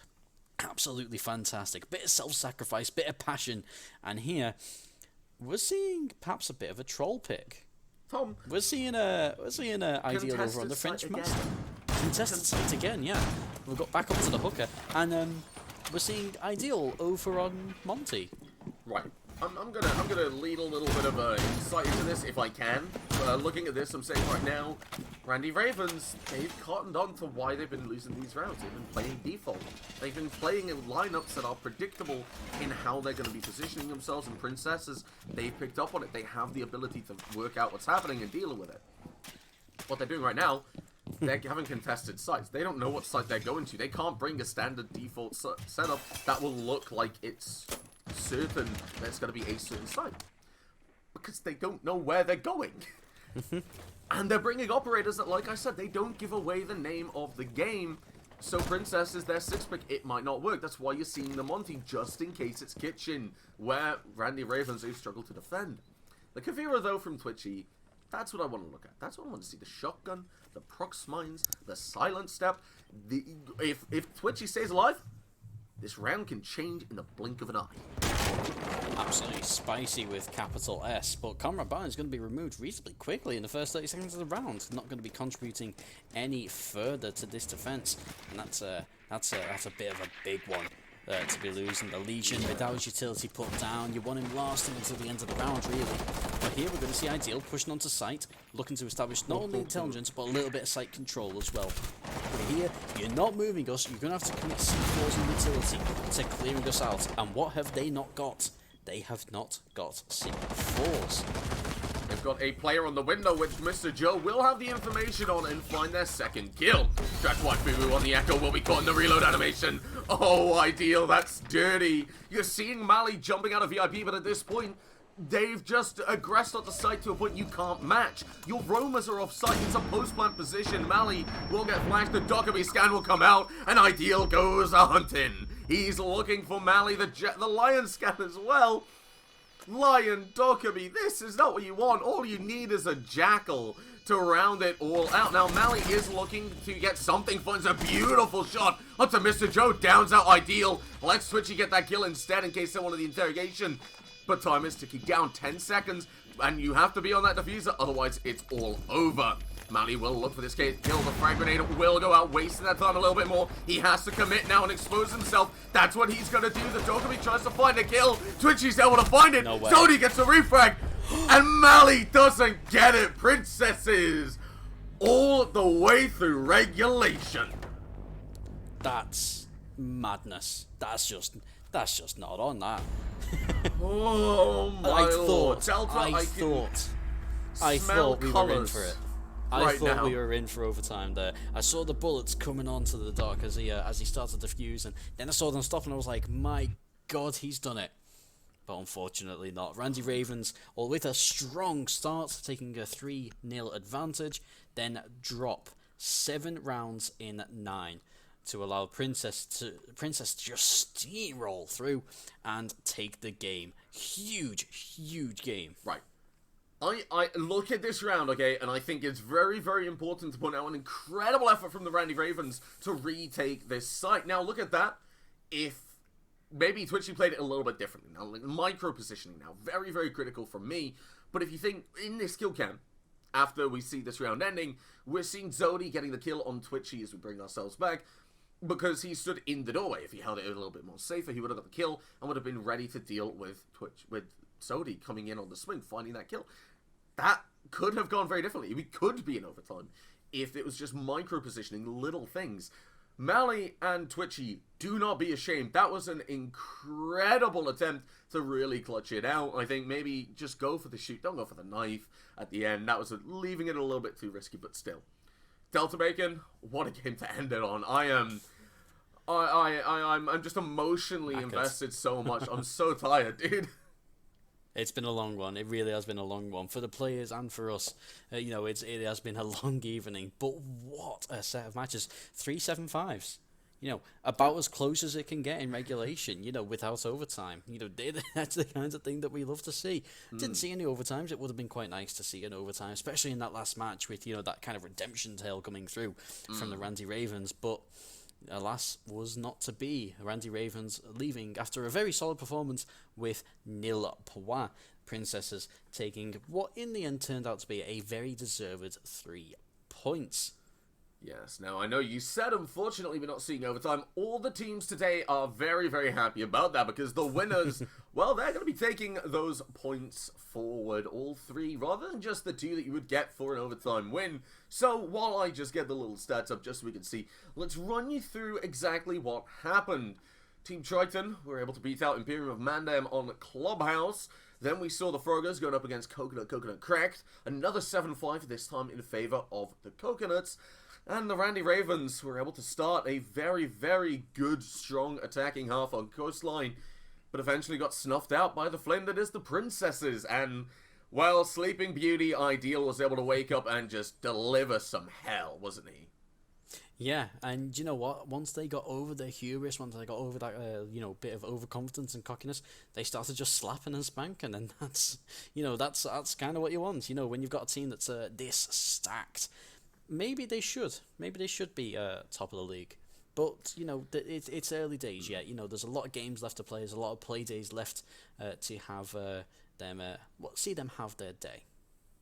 Yes, myself and Jerry, the Music Man, actually will be here tomorrow to run you through exactly what's going to be taking place. We're going to be watching Sniper Monkeys going up against Lockdown Ludens, another team returning from last season, and then Chimp Hunters going up against the Minutemen. It's promising to be an incredible day of action. Do not miss it at all. A huge shout out to Delta Bacon for popping the cherry on Badass University All-Stars. Noah doing the same thing, leading the production and really killing it, if I must say so myself. And Science is Live, as always, just incredible performance. Huge shout out to the players for giving us such incredible games to cast, and to yourselves for sticking around. But I'm going to ask that you hold on a little bit longer. Tomorrow, you've got to be there. We have been Badass University All-Stars, and good night.